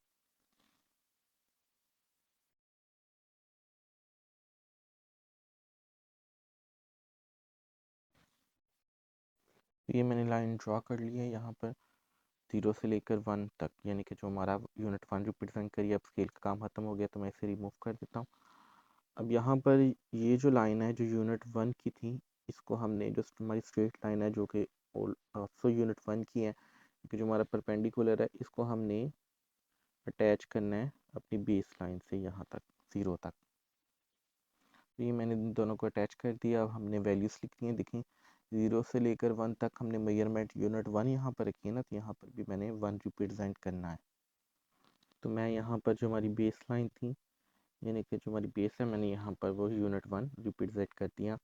अब जो हमारी ये वाली वैल्यू थी, यानी कि 1 से लेकर जो स्ट्रेट 90 डिग्री का एंगल है, या हमारा जो परपेंडिकुलर, ये भी हमने यूनिट 1 रखा था ना, तो मैं यहाँ पर भी 1 लिख देता हूँ। अब ये वाली जो हमारी लाइन थी 0 से लेकर, यानी कि जो ऊपर तक ये हमारी स्लोप वाली लाइन थी, या जो हमारा हाइपोटेनस था वो हमने √2 रखा था ना, तो यहाँ पर मैं √2 लिख देता हूँ, ठीक है। अब देखें अगेन हमने ये जो स्लोप वाली लगाई है, ये √2 के इक्वल है, पर इस लाइन को हमने रिप्रेजेंट यहाँ पर करना है ना, यानी कि इस नंबर लाइन पर रिप्रेजेंट करना है। इस लाइन को नंबर लाइन पर रिप्रेजेंट करने के लिए हमें अगेन कंपास का यूज़ करना पड़ेगा, यानी कि प्रकाश का यूज़ करना पड़ेगा। ये तो मैंने अब कंपास ओपन कर लिया। अब अगेन कंपास की नोक यहाँ पर आप नंबर 0 पर रखेंगे, और पेंसिल की नोक जो सी है आप यहाँ पर स्लोप के एंड पर रखेंगे। तो ये नहीं, मैंने कंपास की नोक यहाँ पर 0 पर रख ली और पेंसिल की नोक यहाँ 1 पर रख ली। अब मैं इसे नीचे की तरफ कट करते हुए एक आर्क बना लूँगा, और ये आर्क हमारी √2 की लेंथ को रिप्रेजेंट करेगी नंबर लाइन पर, ठीक है। कंपास का काम खत्म हो गया, इसलिए मैंने कंपास को रिमूव कर दिया। अब देखें ये लाइन यहाँ 0 से लेकर यहाँ तक जहाँ पर आर्क कट किया नंबर लाइन पर रिप्रेजेंट करी है ना √2, इस लाइन को मैं ब्लू कर देता हूँ। तो ये मैंने इस लाइन को भी ब्लू कर दिया। अब ये लाइन टोटल इस लाइन की लेंथ √2 की इक्वल है ना, तो यहाँ पर नीचे अब मैं √2 लिख,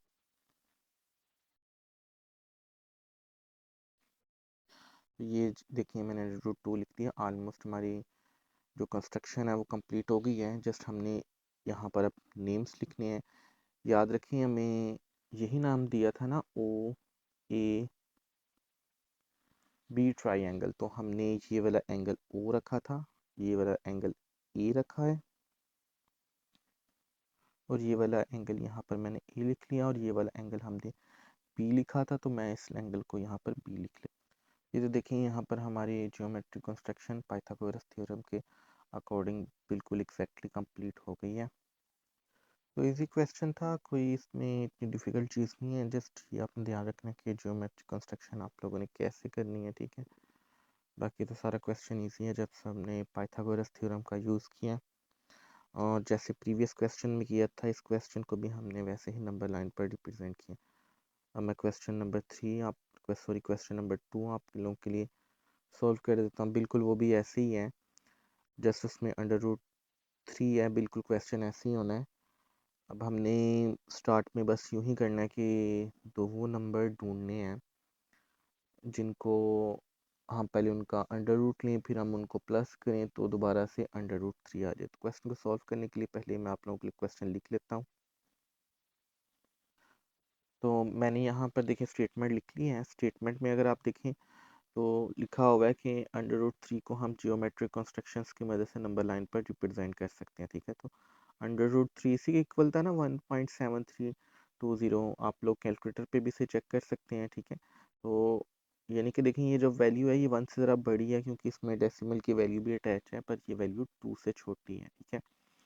तो अभी मैंने लाइंस की मेजरमेंट तो नहीं रखी कि पहला यूनिट यानी कि जो AB होगा, दूसरा यूनिट जो AO होगा, वो हमने कहाँ पर रखना है या उसकी वैल्यू कितनी रखनी है, क्योंकि अभी में हमें वो वैल्यूज़ पता नहीं है, ठीक है।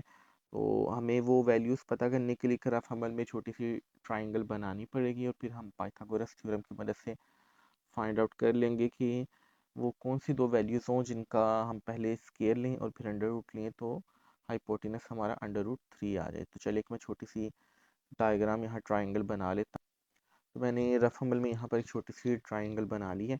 अब देखिए यहाँ पर हमने इस ट्राइंगल को जब हमने डिस्क्रिप्शन लिखी है उसमें हमने इस ट्राइंगल को ओ ए बी का नाम दिया ना, तो मैं इस एंगल को ओ लिख देता हूँ, इस एंगल को ए लिख देता हूँ और इस एंगल को बी लिख देता हूँ। अब देखिए यहाँ से ओ से ए तक की जो मेजरमेंट है ये हमारी बेस है ना, और यहाँ से ए से ओ बी तक की जो मेजरमेंट है वो हमारा परपेंडिकुलर है, और यहाँ से जो ओ और बी है ये हमारा हाइपोटेनस है जो हमने फाइंड करना है। ठीक है, अब हमने ये वाली दोनों वैल्यूज़ देखनी है कि हमारी बेस और जो हमारा परपेंडिकुलर है हम कौन सी वो दो वैल्यूज़ रखें कि हमारे पास जो हाइपोटेनस है यानी कि यहाँ पर अंडर रूट 3 आ जाए। ठीक है, अगर मैं देखिए बेस को अंडर रूट 2 रखूँ और परपेंडिकुलर यानी कि 90 डिग्री के एंगल को 1 रखूँ, तो फिर हम इसे सॉल्व करके ज़रा चेक कर लेते हैं कि क्या हमारा अंडर रूट 3 आता है।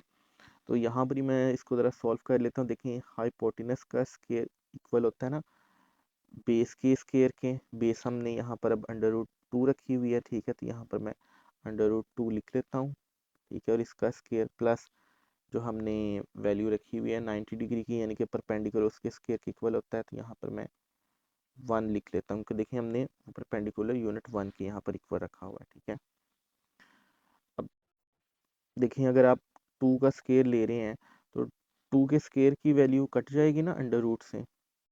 ठीक है, तो ये वैल्यू से दोनों कट गई, अब बकाया यहाँ पर 2 बच गया है।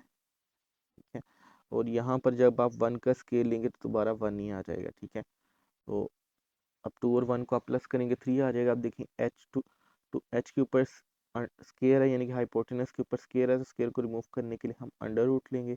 अंडर रूट लेंगे तो एच के ऊपर से स्केयर रिमूव हो जाएगा और 3 के ऊपर अंडर रूट वैसे का वैसे ही आ जाएगा। तो देखिए वो दो वैल्यूज़ यही है, एक अंडर रूट 2 है और एक 1 है।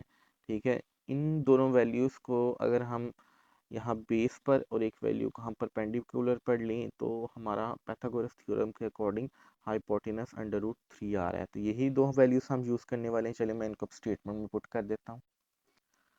जी स्टूडेंट्स, तो मैंने स्टेटमेंट में वैल्यूज़ पुट कर दी हैं। देखिए लाइन ए बी जो सी थी यानी कि जो हमारा परपेंडिकुलर हमने यूनिट 1 की इक्वल रखा था ना, तो मैंने लिख दिया है measurement of line A B equal 1 unit. ठीक है, और जो लाइन हमारी ओ से ए तक है यानी कि जो हमारी यहाँ से बेस है, ठीक है, इसको हमने अंडर रूट 2 के इक्वल रखा है ना, तो मैंने यहाँ पर लिख दिया है O measurement of line O A equal unit 2। ठीक है, अंडर रूट 2। ठीक है, अब हमने पाइथागोरस थ्योरम को यूज़ करते हुए इस क्वेश्चन को सॉल्व करना है। तो मैं इस क्वेश्चन को सॉल्व करने के लिए पाइथागोरस थ्योरम का यूज़ करता हूँ। ठीक है, और यहाँ पर ये जो हमने रफ अमल में डायग्राम बनाई है इस डायग्राम की मदद से यहाँ पर मैं वैल्यूज़ पुट कर लूँगा। अब देखिए हमने जो यहाँ से अंडर रूट 3 फाइंड आउट करना था, मैं उसको थोड़ी देर के लिए रिमूव कर लेता हूँ ताकि लाइन ओ बी की मेजरमेंट हमें पता हो कि भी हमें मालूम नहीं है। ठीक है, अब पाइथागोरस थ्योरम के मुताबिक यही था ना कि हाइपोटेनस का स्क्वायर यानी कि measurement of line O B. ठीक है, measurement of line O B यानी कि ओ से बी तक की पैमाइश का स्क्वायर हमारे पास इक्वल है बेस की वैल्यू के स्क्वायर के यानी कि मेजरमेंट ऑफ लाइन ओ से ए तक की। ठीक है,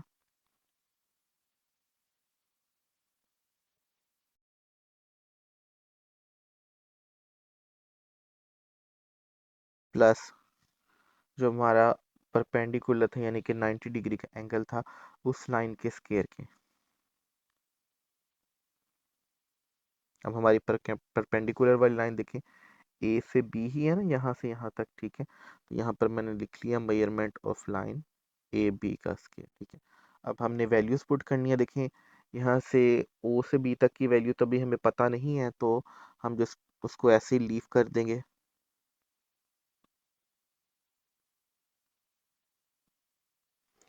अब जो लाइन ओ से ए तक की है इसकी वैल्यू तो हमें पता है अंडर रूट 2 है, तो यहाँ पर मैं अंडर रूट 2 का स्क्वायर पुट कर देता हूँ। अब जो लाइन ए से बी तक की है इसकी वैल्यू भी देखिए हमने ली हुई है यूनिट 1 के इक्वल, तो मैं यहाँ पर 1 पुट कर देता हूँ। अब देखिए जो अंडर रूट की वैल्यू है स्क्वायर रूट की वैल्यू है वो यहाँ स्क्वायर से कट जाएगी। ठीक है, रिमूव हो जाएगी। तो बकाया जो हमारे पास वैल्यू बची वो 2 बच जाएगा। अब जब 1 का आप स्केयर लें तो 1 का जब आप स्केयर लेंगे तो 1 मल्टीप्लाई बाय 1 1 ही आता है, तो यहाँ पर मैं 1 लिख लेता हूँ। ठीक है, और जो वैल्यू अननोन थी यानी कि मेजरमेंट ओ बी या हाइपोटेनस का स्केयर वैसे का वैसे यहाँ पर आ जाएगा। ठीक है, अब अगर आप 2 और 1 को प्लस करें तो 3 आता है, तो यहाँ पर मैंने 3 लिख लिया।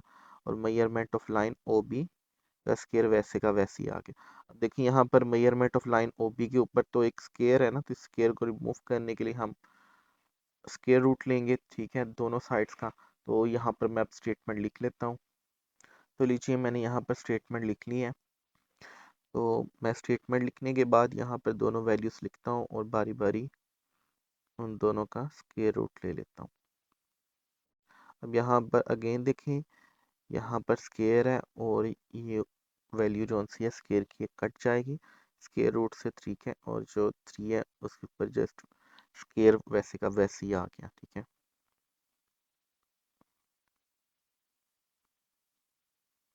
तो यहाँ पर मेजरमेंट ओ बी वैसे का वैसे ही आ जाएगा। और जो मेजरमेंट ओ बी की वैल्यू है हमारे पास अंडर रूट 3 आ गई है। देखिए क्वेश्चन इजी था, कोई ज़्यादा डिफ़िकल्ट चीज़ें नहीं हैं, जस्ट हमने अब जियोमेट्रिक कंस्ट्रक्शन करनी है। अब जो रफ अमल में मैंने डायग्राम बनाई थी ट्राइंगल, उसको मैं रिमूव कर देता हूँ यहाँ पर। जियोमेट्रिक कंस्ट्रक्शन करने के लिए पहले मैं स्टेटमेंट लिख लेता हूँ। जी, तो यहाँ पर मैंने स्टेटमेंट लिख लिया, representation on number line. I hope so कि आप लोगों को याद होगा नंबर लाइन का कॉन्सेप्ट तब तक कि हमने एक स्ट्रेट लाइन ड्रॉ करनी है जिसके जो राइट साइड वाली वैल्यूज़ है हमने पॉजिटिव रखनी है और लेफ्ट साइड वाली वैल्यूज़ जो सी हम हमने नेगेटिव रखनी है। तो चलिए मैं पहले यहाँ पर नंबर लाइन ड्रा कर लेता हूँ।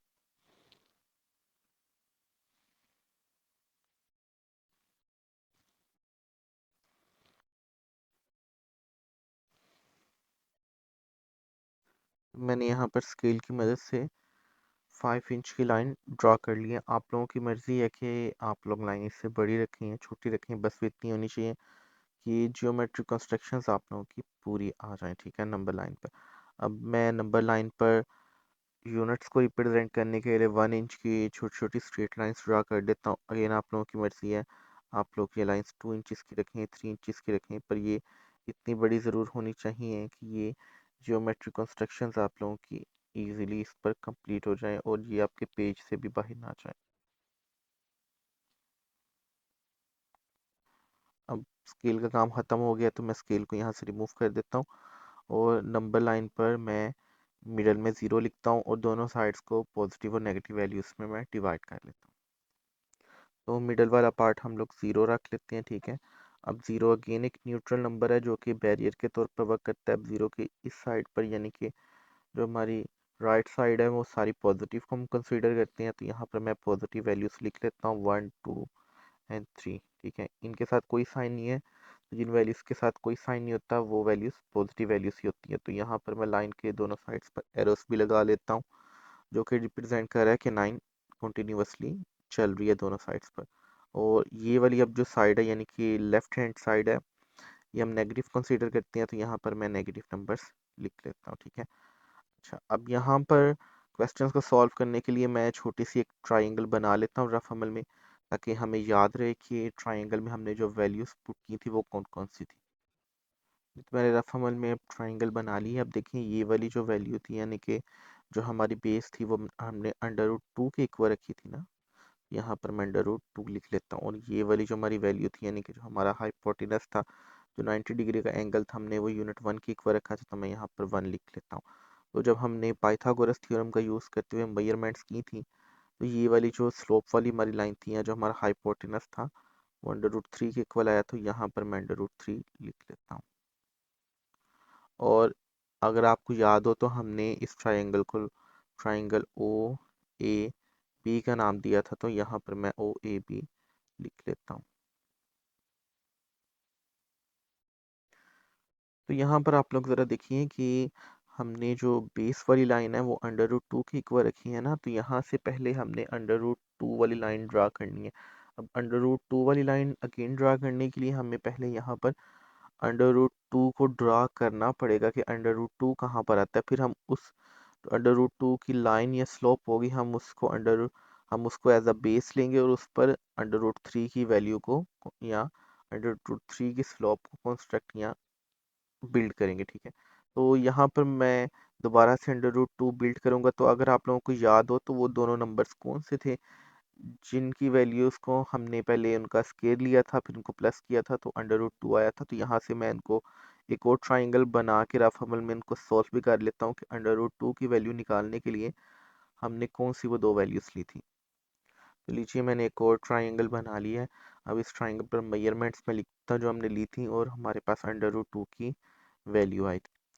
तो देखिए हमने जो हमारी बेस थी वो हमने 1 रखी थी ना, और यहाँ से जो हमारा परपेंडिकुलर था वो भी यूनिट 1 की इक्वल रखा था, तो हमारे पास वैल्यू अंडर रूट 2 आई थी, ठीक है। तो पहले हमने अंडर रूट 2 वाली ट्राइंगल यहाँ पर कंस्ट्रक्ट करनी है, फिर उसी के ऊपर ही हमने अंडर रूट 3 वाली जो ट्राइंगल है वो कंस्ट्रक्ट करनी है। तो ऑफ कोर्स अब क्वेश्चंस की तो समझ लग रही है कि पहले आपको क्वेश्चन नंबर 1 अगर आता हो इस एक्सरसाइज का, तो फिर ही पार्ट नंबर 2 का क्वेश्चन नंबर 1 आता, तो फिर ही आप क्वेश्चन नंबर 2 आप लोग यहाँ पर सॉल्व कर सकते हैं, ठीक है। तो यहाँ पर पहले मैं ज़रा ट्राइंगल ड्रा कर देता हूँ अंडर रूट 2 की दोबारा से करने के लिए। देखिए यहाँ से यहाँ तक की जो वैल्यू है, यानी कि जो हमारी बेस वैल्यू है वो हमने यूनिट 1 की इक्वल ली है ना, तो यहाँ यूनिट 1 को रिप्रेजेंट करने के लिए मैं एक स्ट्रेट लाइन ब्लू कलर की यहाँ पर लगा देता। जी, तो मैंने एक स्ट्रेट लाइन यहाँ पर ब्लू कलर की लगा दी है। आप देखिए जितनी इस वैल्यू की लेंथ थी, हमने ये वाली जो लेंथ थी यानी कि जो 90 डिग्री का एंगल था यहाँ परपेंडिकुलर था, वो भी इतनी ही लेंथ रखी थी, यानी कि यूनिट 1 के इक्वल रखी थी। तो मैं दोबारा से स्केल का यूज़ करूँगा ताकि मैं एग्जैक्टली लाइन इक्वल्स रख सकूँ, ठीक है। ये वाली लाइन जो सी है, ये वाली छोटे छोटे सेगमेंट्स हैं, ये हमने यहाँ यूनिट्स हैं, हमने ये 1 इंच की इक्वल रखे थे ना, तो मुझे ये वाली लाइन भी अब दोबारा से 1 इंच की ही लगानी पड़ेगी यूनिट 1 को परपेंडिकुलर पर रिप्रेजेंट करने के। तो मैंने यहाँ पर स्केल को रिप्रेजेंट कर रोटेट कर लिए।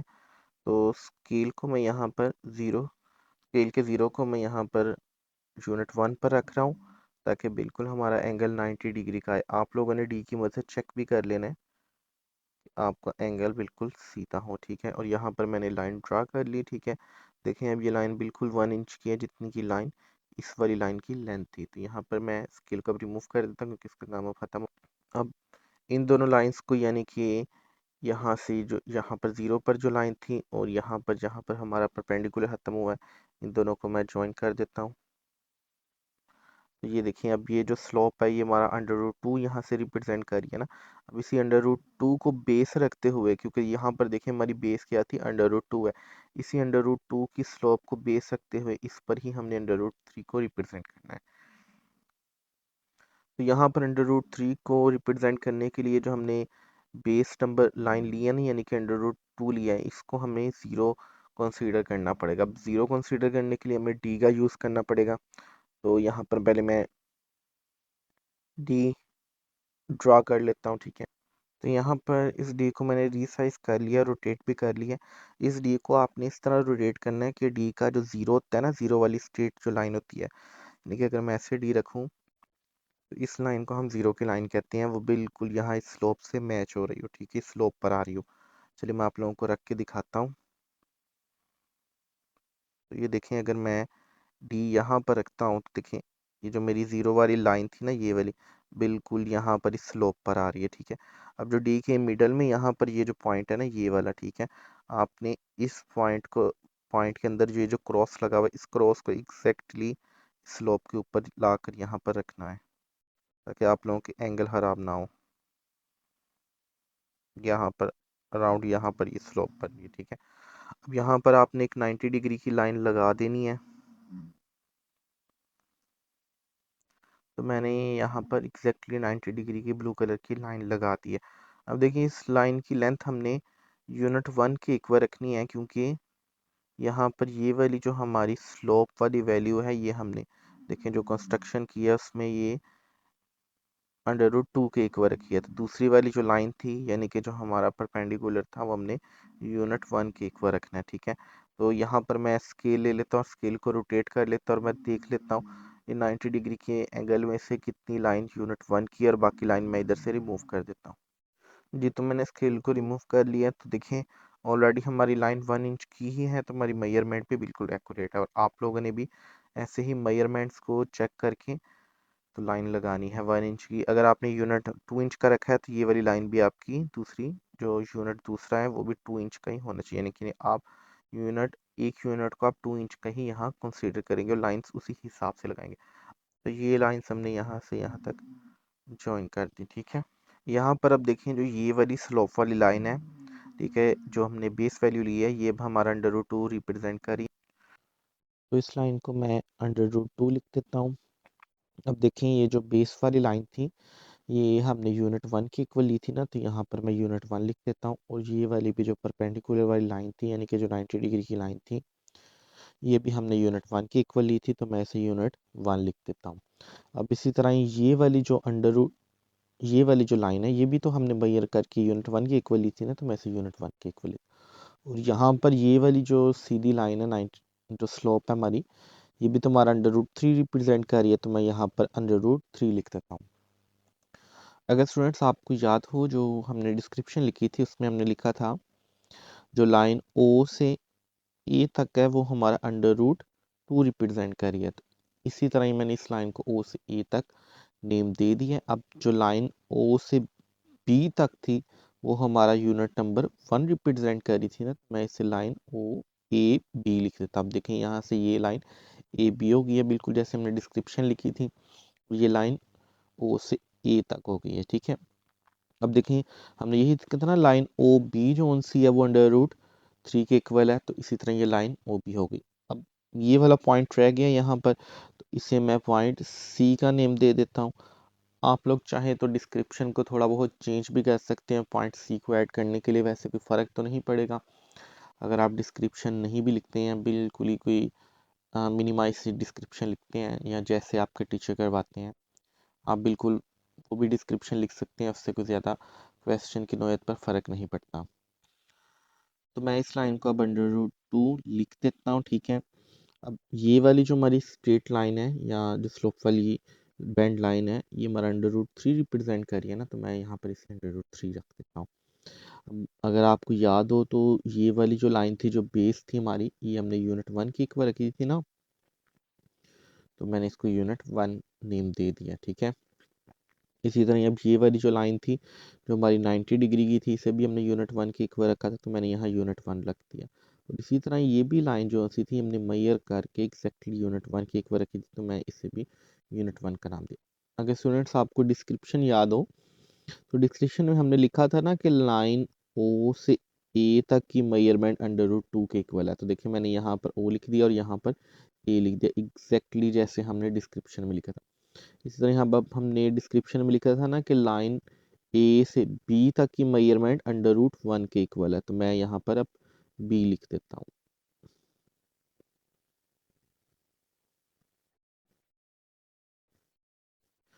अब देखिए जो ये अंडर रूट 3 वाली जो स्लोप है हमने तो ये नंबर लाइन पे रिप्रेजेंट करनी है ना, यहाँ पर इस लाइन पर ये कितना डिस्टेंस कवर कर रही है, तो यहाँ पर मैं रिप्रेजेंट करने के लिए प्रकार का यूज़ करने लगा हूँ। जी तो मैंने प्रकार अब यूज़ कर लिया। प्रकार को हम इस तरह यूज़ करेंगे कि जो प्रकार की नोक है वो हमने पॉइंट ओ पर रखनी है, ठीक है। और जो प्रकार की पेंसिल वाली साइड होगी या पेंसिल वाली नोक होगी वो हमने पॉइंट बी पर रखनी है। तभी तो देखें ये पॉइंट ओ से बी तक हम प्रकार को ओपन कर सकते हैं ना।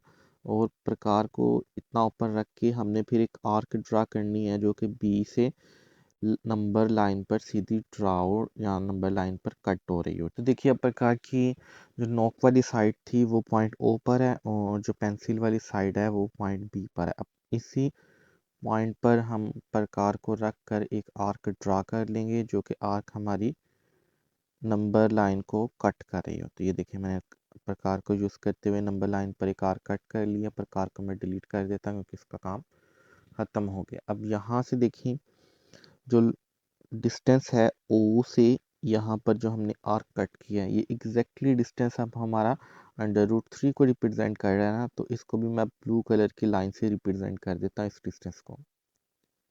जी तो इसको भी अब मैंने ब्लू कलर की लाइन से रिप्रेजेंट कर दिया है। अब देखिए यहाँ से यहाँ तक का फासला अंडर रूट 3 हो गया ना, तो यहाँ पर मैं अब अंडर रूट 3 भी लिख देता हूँ। तो देखिए अब हमारे पास एक एक्स्ट्रा पॉइंट भी आ गया है। अब ये पॉइंट सी हम कर लेते हैं और ये पॉइंट डी कर लेते हैं। अगर आप लोग इसे डिस्क्रिप्शन में एडिट करना चाहते हैं तो आप लोग कर सकते हैं, पर जितनी डिस्क्रिप्शन लिखी है उतनी भी इनफ है। या आपकी टीचर्स जिस तरह आपको डिस्क्रिप्शन लिखवाएंगे वो भी इनफ है, या आप नहीं भी लिखवाते, जस्ट वो सिंपली यही लिखते हैं बाय यूजिंग पाइथागोरस थ्योरम, या कुछ भी नहीं लिखते, जस्ट सिंपली वो क्वेश्चन सॉल्व करते हैं, तो उससे भी क्वेश्चन की नौयत पर कोई फ़र्क नहीं पड़ेगा, बोर्ड में आपके मार्क्स कट नहीं होंगे। तो क्वेश्चन ये डिफ़िकल्ट नहीं है, जस्ट ये है कि पहले आपने अंडर रूट टू ड्रा करना है, then under root to draw करने के बाद अंडर रूट टू को आपने बेस के तौर पर लेना है और उस पर फिर अंडर रूट थ्री की कंस्ट्रक्शन करनी है, ठीक है। तो मैं ऐसा करता हूँ कि मैंने जो डिस्क्रिप्शन यहाँ पर लिखी थी एक बार रिमूव करके भी आप लोगों को दिखा देता हूँ कि क्वेश्चन किस तरह का दिखेगा, कि डिस्क्रिप्शन के बगैर भी आप क्वेश्चन लिख सकते हैं, सॉल्व कर सकते हैं, पर अगर आप डिस्क्रिप्शन के साथ क्वेश्चन करते हैं तो ज़्यादा बेटर है।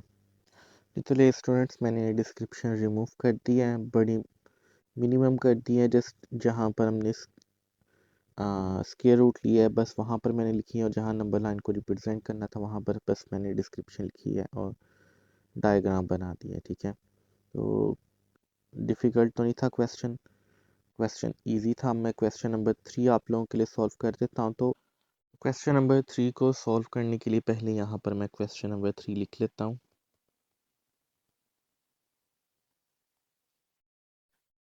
और फिर यहाँ पर मैं सॉल्यूशन लिख लेता हूँ।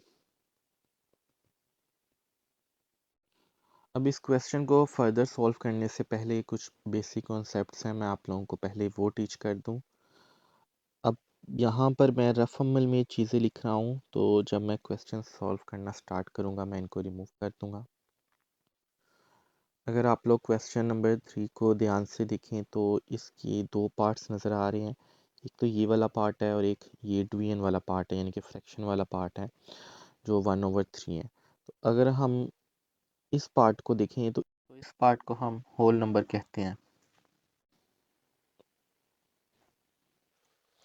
और जो सेकंड वाला पार्ट था यानी कि ये 1/3 था, इसे हम प्रॉपर फ्रैक्शन कहते हैं।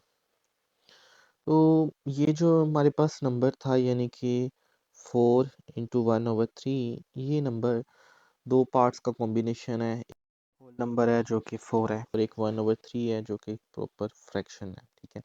अब ऐसे नंबर को जो होल नंबर और प्रॉपर फ्रैक्शन का जो कॉम्बिनेशन हो, हम ऐसे नंबर को मिक्स नंबर्स कहते हैं। तो सॉल्व करने का एक प्रॉपर मेथड, वो मेथड यहाँ पर मैं आपको टीच कर देता हूँ कि अगर आप मिक्स नंबर से एक प्रॉपर नंबर, एक कंप्लीट नंबर निकालना चाहते हैं, देखना चाहते हैं कि ये वाला जो मिक्स नंबर है इसे नंबर लाइन पर हमने रिप्रेजेंट कहाँ करना है।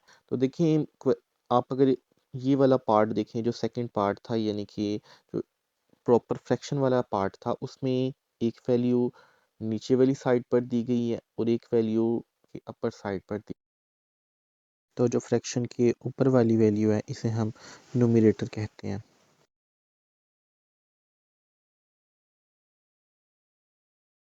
और जो फ्रैक्शन के नीचे यानी यहाँ पर जो वैल्यू दी गई है इसे हम डिनोमिनेटर कहते हैं।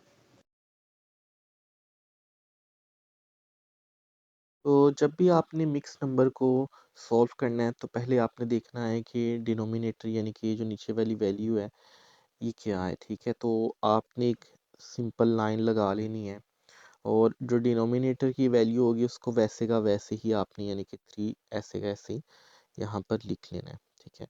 अब अगर हम क्वेश्चन को दोबारा से देखें तो क्वेश्चन यही है ना, क्वेश्चन के साथ यहाँ पर 3 है तो ये हमारा डिनोमिनेटर है जो डिवीजन में है। अब देखिए आपने क्या करना है, ये जो डिनोमिनेटर वाली वैल्यू थी ना यानी कि जो 3 है, इसको आपने मल्टीप्लाई करना है 4 के साथ, ठीक है। तो यहाँ पर मैं लिख देता हूँ 4 मल्टीप्लाई बाय 3, ठीक है। फिर आपका जो आंसर आएगा, जो आंसर इन दोनों को मल्टीप्लाई करके यानी कि ये यहाँ पर जो आंसर आएगा उसको आपने प्लस करना है जो आपके न्यूमिनेटर में जो वैल्यू दी गई है उसके साथ। तो न्यूमिनेटर में देखिए 1 है ना, तो हमने ये जो आंसर आएगा इसको 1 में प्लस करना है। मैं दोबारा से बता दूं, डिनोमिनेटर में जो वैल्यू दी हुई है आपने इसको वोल नंबर के साथ यानी कि जो फ्रैक्शन के साथ बिल्कुल नंबर दिया गया इसमें आप लोगों ने इसके साथ इसको मल्टीप्लाई करना है, ठीक है। फिर जो आंसर आएगा आपने उस आंसर को यहाँ पर नोमिनेटर में जो वैल्यू दी गई है इसके अंदर प्लस कर देना है। तो देखिए यानी कि डिनोमिनेटर में हमारा 3 था, ठीक है, वोल नंबर हमारा 4 था, तो मैंने 4 मल्टीप्लाई बाय 3 लिख दिया। मैं इसको 3 मल्टीप्लाई बाय 4 भी लिख सकता हूँ, उससे कोई भी फ़र्क नहीं पड़ता। फिर जो आंसर आएगा उसको हमने 1 में प्लस कर देना। तो देखिए 4 को हम पहले 3 में मल्टीप्लाई करें तो 12 आता है, फिर हम उसको प्लस करें 1 में, ठीक है, तो हमारे पास 13 आ जाएगा। तो 13/3 हमारा आंसर आया। कैलकुलेटर की मदद से 13 और 5 को डिवाइड करना है, तो हमारा आंसर 4.3333 और ये नंबर कंटिन्यूस चल रहा है, ठीक है। तो हमें ये बताता है कि अगर हम इस मिक्स नंबर को सॉल्व करें, ये वाले मिक्स नंबर को, तो आंसर 4.333 और समथिंग आ रहा है। अगर आप इस नंबर को देखें तो ये नंबर 4 से थोड़ा सा बड़ा है क्योंकि इसमें डेसिमल की वैल्यू भी अटैच हुई हुई है। तो अगर मैं रफ अमल में एक नंबर लाइन बना लूँ और यहाँ पर 0 लगा लूँ, 1 2 3 और ये 4 5 6 सो ऑन, ठीक है। ऐसी थी ना नंबर लाइन, इस तरफ पॉजिटिव वैल्यू थी और इस तरफ हमारी नेगेटिव वैल्यू थी, यानी कि यहाँ पर -1 -2 -3 आ जाएगा, ठीक है। तो अगर मैं एक नंबर लाइन बना लूँ तो हमें पता तो चल रहा है कि अगर इस नंबर के साथ कोई भी यहाँ पर साइन नहीं है तो इसका मतलब यही है कि इसके साथ पॉजिटिव साइन है। और ये नंबर थोड़ा सा 4 से बड़ा है, यहाँ से ये बड़ा है, पर ये 5 से छोटा है, तो यहाँ पर कहीं ये मिडल में आएगा, ठीक है। तो इस क्वेश्चन को सॉल्व करने का मकसद, या जो मिक्स फ्रैक्शन होती है उसको सॉल्व करके दिखाने का मकसद यही था कि ये आप नंबर निकाल सकें कि ये नंबर की पोजीशन एग्जैक्टली नंबर लाइन पर बनेगी कहाँ पर, ठीक है। तो क्वेश्चन इजी है, आप इसे अपने ब्रेन में भी सॉल्व कर सकते हैं, आपको रफ अमल करने की ज़रूरत नहीं है। पहले जो डिनोमिनेटर यानी कि 3 है इसको आप 4 से मल्टीप्लाई कर लें, आंसर आपका 12 आएगा, उस 12 को आप 1 में प्लस कर लें तो 13 आ जाएगा। अब जो 13 आया है इसको आप जो यहाँ पर डिनोमिनेटर मौजूद था उसके साथ डिवाइड कर लें तो 13/3 हो जाएगा, ठीक है। तो आंसर हमारे पास 4.33 आएगा। ये आंसर आपको ये बताएगा कि जो नंबर हमने नंबर लाइन पर रिप्रेजेंट करना है उसकी पोजीशन क्या होगी। चलिए अब ये सारा कुछ जो रफ अमल था मैं इसको रिमूव कर देता हूँ। बस मैं ये आंसर पीछे छोड़ दूंगा, ये वाला पार्ट यहाँ पर मैं रहने दूंगा जब तक हम क्वेश्चन कर रहे हैं, ताकि हमें याद रहे कि नंबर लाइन पर पोजीशन क्या थी जो हमने रिप्रेजेंट करनी है। जी तो स्टूडेंट्स, मैंने जो बाकी रफ अमल था वो सारा रिमूव कर दिया, जो एक्सप्लेन करने के लिए यूज़ किया था कि इन वैल्यूज़ को यानी कि जो मिक्स नंबर है इनको सॉल्व कैसे करना है। तो बाकी सोल्यूशन लिखने के बाद मैं यहाँ पर लिख लेता हूँ रिप्रेजेंटेशन ऑन नंबर लाइन। अगर आप लोग यहाँ पर डिस्क्रिप्शन लिखना भी चाहें कि जो नंबर 4 है वो थोड़ा सा बड़ा है 5 से, पर थोड़ा सा सॉरी 4 से बड़ा है पर 5 से छोटा है, इसलिए ये 4 और +5 के मिडल में आएगा। और बेटर है अगर आप नहीं लिखना चाहते, डायरेक्ट आप क्वेश्चन सॉल्व करना चाहते हैं तो तब भी ठीक है। मैं वैसे यहाँ पर डिस्क्रिप्शन लिखने लगा हूँ क्योंकि आपकी बुक में जो √2 3 और बाकी क्वेश्चंस थे उनमें डिस्क्रिप्शन के साथ लिखा हुआ है, रीजनिंग दी गई है कि इन नंबर्स को हमने नंबर लाइन पर इस पोजीशन पर क्यों लिखा है। जी तो स्टूडेंट्स, मैंने डिस्क्रिप्शन लिख ली है कि जैसा कि 4 इंटू 1/3 इक्वल है 4.333, ठीक है, विच इज़ बिगर देन जो कि बड़ा है 4 से बट स्मॉलर देन 5 पर 5 से छोटा है। देयरफॉर इसलिए its position on the number line is between 4 and 5, इसलिए इसकी पोजीशन नंबर लाइन पर 4 और 5 के मिडल में है, ठीक है। तो रिप्रेजेंट करने के लिए अब मैं दोबारा लिख लेता हूँ रिप्रेजेंटेशन ऑन नंबर लाइन। चलिए यहाँ पर मैंने स्टेटमेंट लिख ली है रिप्रेजेंटेशन ऑन नंबर लाइन। तो नंबर लाइन पर रिप्रेजेंट करने के लिए हम स्केल का यूज़ करेंगे, तो स्केल की मदद से आप एक स्ट्रेट लाइन लगा लीजिए, ठीक है। आपकी मर्ज़ी है आपने ये लाइन कितनी लंबी लगानी है, पर अगर आप लाइन को ध्यान से देखें तो ये मेरे पेज से बाहर नहीं जा रही, तो आप भी कोशिश ऐसे ही करें जब आप टेस्ट में या बोर्ड में इन क्वेश्चंस को सॉल्व करेंगे तो आपकी नंबर लाइन पेज से बाहर नहीं जानी चाहिए, ठीक है। फिर नंबर लाइन के मिडल में आप एक पॉइंट 0 ले लें, ठीक है। अब ये पॉइंट जो है बैरियर का काम करेगा, क्योंकि 0 ना पॉजिटिव का नंबर है ना नेगेटिव का नंबर होता है, तो ये लाइन को दोनों पार्ट्स में डिवाइड कर देगा। अब 0 की जो राइट हैंड साइड पर जितने भी नंबर्स होते हैं उनको हम पॉजिटिव कंसीडर करते हैं, यानी कि ये वाला जितना भी इस तरफ लाइन के पार्ट जा रहा है ये पॉजिटिव नंबर का हो जाएगा। और जो लेफ़्ट साइड पर नंबर होते हैं यानी कि 0 से यहाँ तक का जो पार्ट है वो हमारा नेगेटिव नंबर्स का पार्ट हो जाएगा। नंबर लाइन की दोनों क्रॉस आपने एरोस लगानी है। ये एरोस रिप्रेजेंट कर रही हैं कि लाइन कंटिन्यूअसली दोनों साइड्स पर चल रही है। अब आप लोगों ने स्केल की मदद से इस लाइन को छोटे छोटे पार्ट्स में डिवाइड कर लेना है। मैं यहाँ पर 1 इंचज़ की लाइंस लगाने लगा हूँ। आप लोग 2 इंचज़ की भी रख सकते हैं, 1 सेंटीमीटर की भी रख सकते हैं, 2 सेंटीमीटर की भी रख सकते हैं, जो भी आप लोग रखना चाहते हैं, पर वो लाइंस इतनी वाइड ज़रूर होनी चाहिए कि जब आप क्वेश्चन सॉल्व करें तो इजीली जो आप छोटी छोटी लाइंस लगाएंगे नंबर लाइन पर किसी भी नंबर को रिप्रेजेंट करने के लिए, तो वो लाइंस इतनी वाइड इनफ हो कि सारी लाइंस उन लाइंस के जो नंबर आपने रिप्रेजेंट करना है उन लाइंस के मिडल में इजीली आ सके। मैं ज़रा थोड़ी सी रफ लाइंस लगा रहा हूँ, आप लोगों ने कोशिश करनी है कि ये वाली जो लाइंस हैं आप स्केल की मदद से इनको स्ट्रेट रखें। तो ये मैंने 1 इंच की लाइंस लगा ली हैं, ठीक है।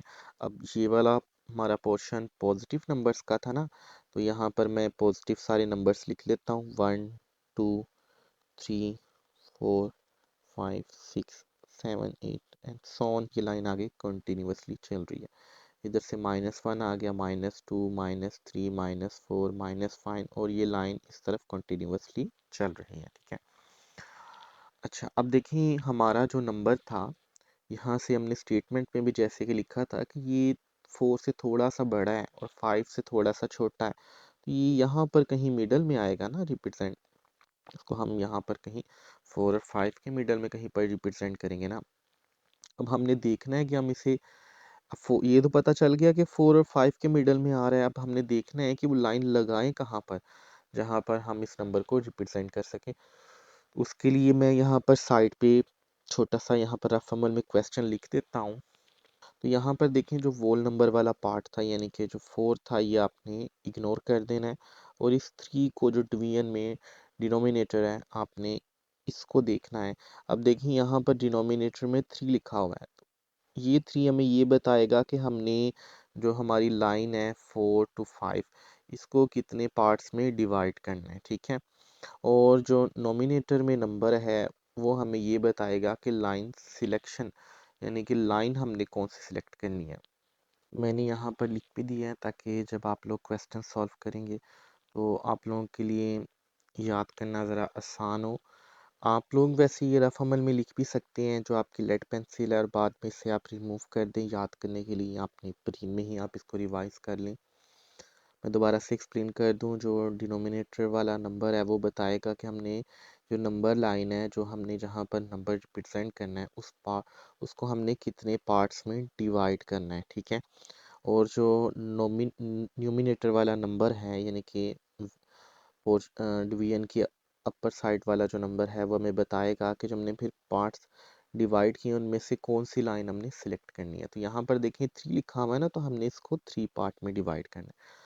तो 3 पार्ट में आप डिवाइड करने के लिए स्केल लेंगे और स्केल की मदद से आप लोग इक्वल लाइंस लगाइए, ठीक है।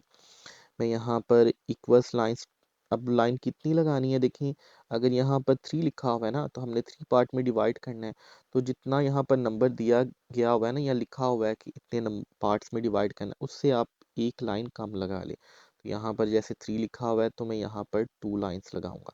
अगर आप इन पार्ट्स को आप काउंट करें 1 2 3 तो ये देखें 3 पार्ट्स में डिवाइड हो गया। तो सारे ही क्वेश्चंस का प्रोसेस बिल्कुल ऐसे ही है।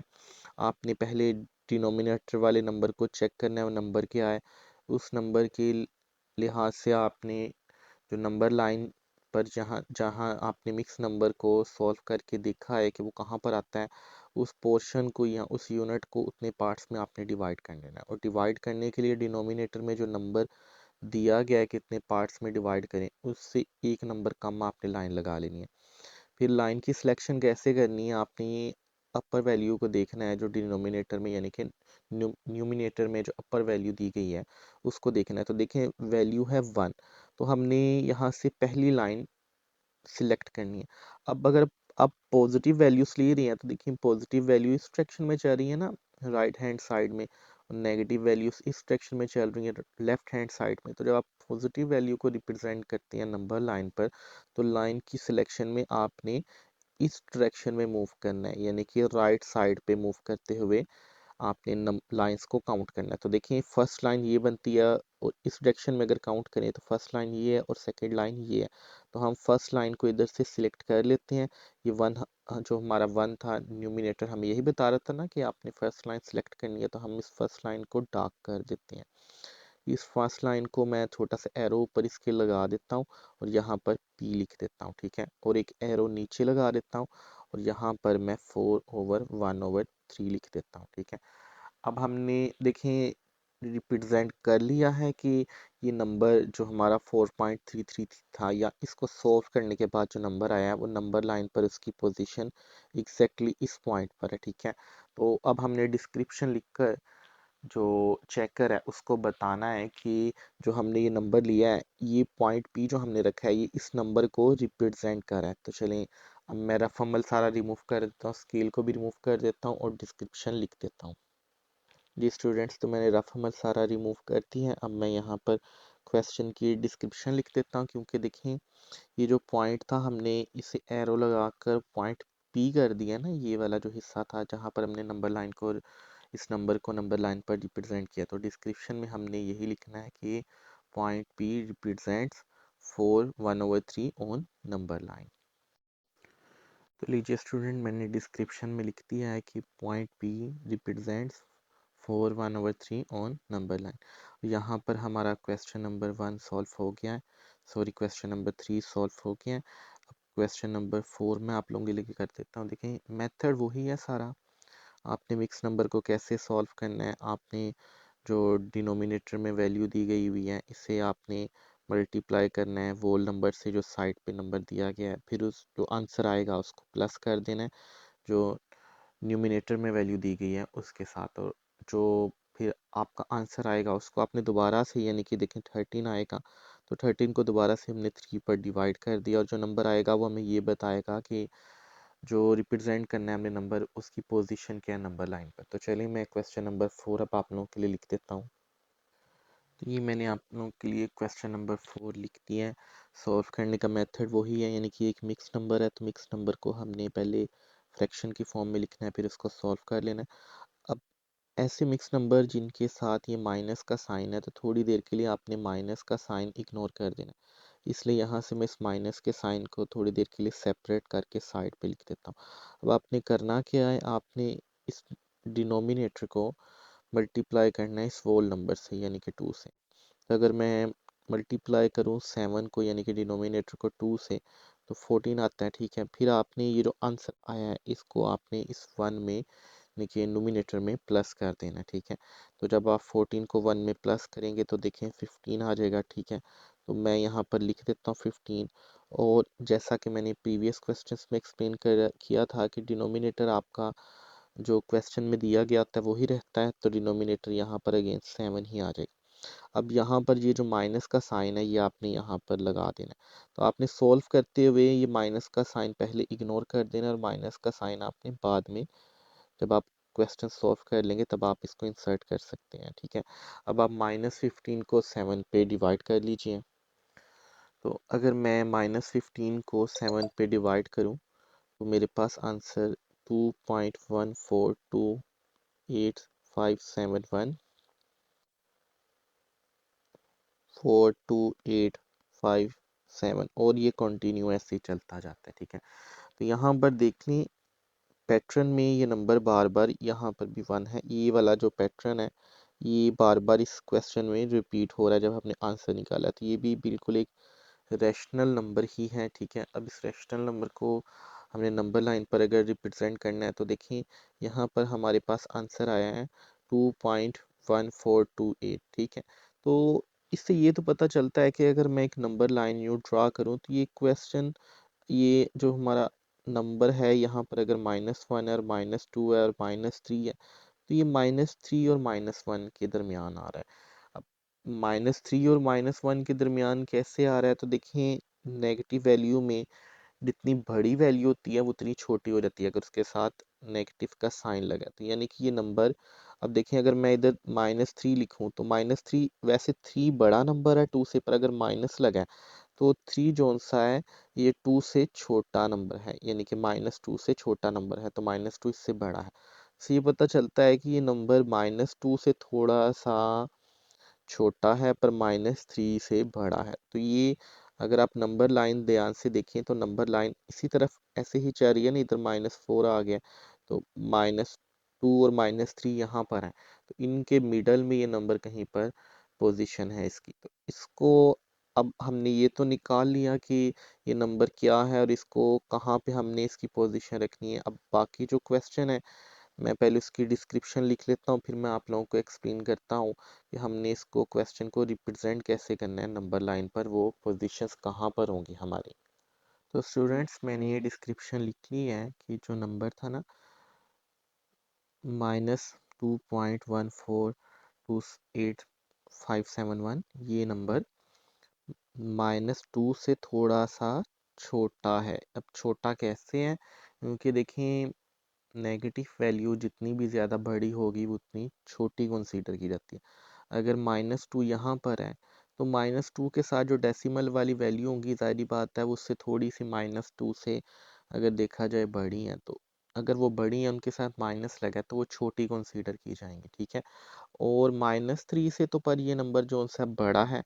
अब अगर आप कहें कि 3 से जी +3,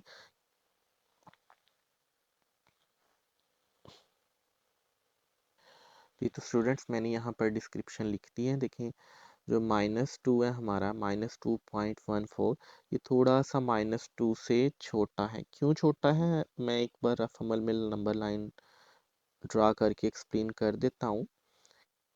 अगर आप यहाँ पर देखें तो नंबर लाइन में जितनी माइनस में वैल्यूज़ जा रही हैं, यानी कि जितना आप लेफ़्ट साइड पर मूव कर रहे हैं तो वैल्यूज़ उतनी ही छोटी होती जा रही हैं, यानी कि जो वैल्यू है अगर उसका माइनस का साइन लगा है तो उतनी ही छोटी कंसीडर की जाएगी। तो यहाँ पर अगर आप इस फ्रैक्शन में मूव करें तो देखिए -2 ज़रा थोड़ा सा -3 से बड़ा हो जाएगा, क्योंकि -3 एक बड़ी वैल्यू है, उसके साथ अगर नेगेटिव वैल्यू लगा दी है तो वो और छोटी हो जाएगी, ठीक है।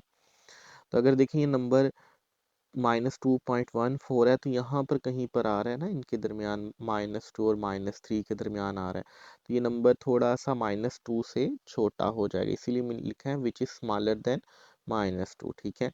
पर ये नंबर थोड़ा सा -3 से ऐसे बड़ा है क्योंकि देखिए -3 वाली लाइन और लेफ्ट की तरफ है, इसका झुकाव और लेफ्ट की डायरेक्शन में है, तो लेफ्ट की डायरेक्शन में हम जितना मूव करेंगे वैल्यू और छोटी हो जाती है, इसलिए ये वाली वैल्यू देखिए यहाँ पर आ रही है, यानी कि -3 से पहले आ रही है, तो थोड़ी सी ये -3 से बड़ी है, इसलिए इसकी पोजीशन भी नंबर लाइन पर -2 और -3 के देखिए मिडल में ही बन रही है। चलिए अब मैं डिस्क्रिप्शन लिख देता हूँ कि रिप्रेजेंटेशन ऑन नंबर लाइन, फिर इस क्वेश्चन को हम नंबर लाइन पर सॉल्व करके फिनिश कर देते हैं। जी तो स्टूडेंट मैंने डिस्क्रिप्शन लिख ली है। अब नंबर लाइन पर रिप्रेजेंट करने के लिए हम एक स्केल का यूज़ करेंगे।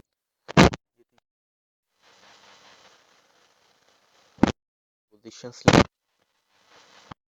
जैसे कि आप 4 इंचज़ की 6 इंचज़ की लाइन लगाना चाहते हैं, आप सेंटीमीटर में लगाना चाहते हैं, आप लोगों की मर्ज़ी है।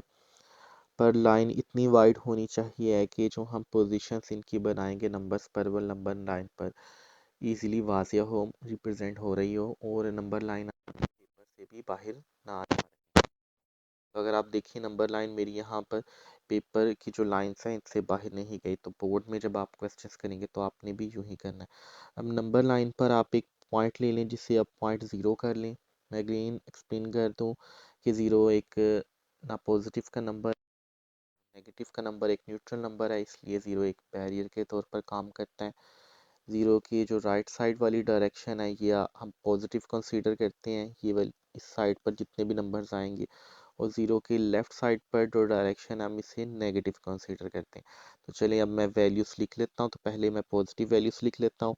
तो देखिए अगर मैं स्केल को देखूँ तो यहाँ पर शायद आप लोगों को स्केल प्रॉपरली विजिबल ना हो क्योंकि मोबाइल पर ये स्क्रीन छोटी हो जाएगी, पर स्केल पर मैं अपने स्केल के लिहाज से 1 इंचज़ की लाइन लगा रहा हूँ। आप लोगों की मर्ज़ी है कि अगर आपके पास पेपर छोटा है तो आप 2 इंचज़ की, सॉरी, सेंटीमीटर्स में आप लाइन लगा सकते, पर वो लाइंस इतनी बड़ी ज़रूर होनी चाहिए कि जो आपने लाइंस नंबर ड्रा करना है, नंबर रिप्रेजेंट करना है, वो लाइंस पर इजीली विजिबल हो सके। तो ये मैंने 1 इंचज़ की लाइन लगा ली है स्केल की मदद से। तो अब ये जो लाइंस है ना स्टूडेंट, ये सारी ही अगर आपने 1 इंच डिसाइड किया तो 1 इंच की होनी चाहिए। अगर आपने 6 सेंटीमीटर डिसाइड किया तो हर एक लाइन के दरमियान डिस्टेंस 6 सेंटीमीटर ही होना चाहिए। तो यहाँ पर अब मैं वैल्यूज लिख लेता हूँ। तो ज़ीरो के बाद देखिए 1 आता है, फिर 2 आता है, 3, 4, 5 और 6 और 7। अब इन वैल्यूज़ के साथ कोई भी साइन नहीं दिया गया तो मैथ का रूल है, जिन वैल्यूज़ के साथ कोई भी साइन नहीं होता वो पॉजिटिव वैल्यूज़ होती हैं।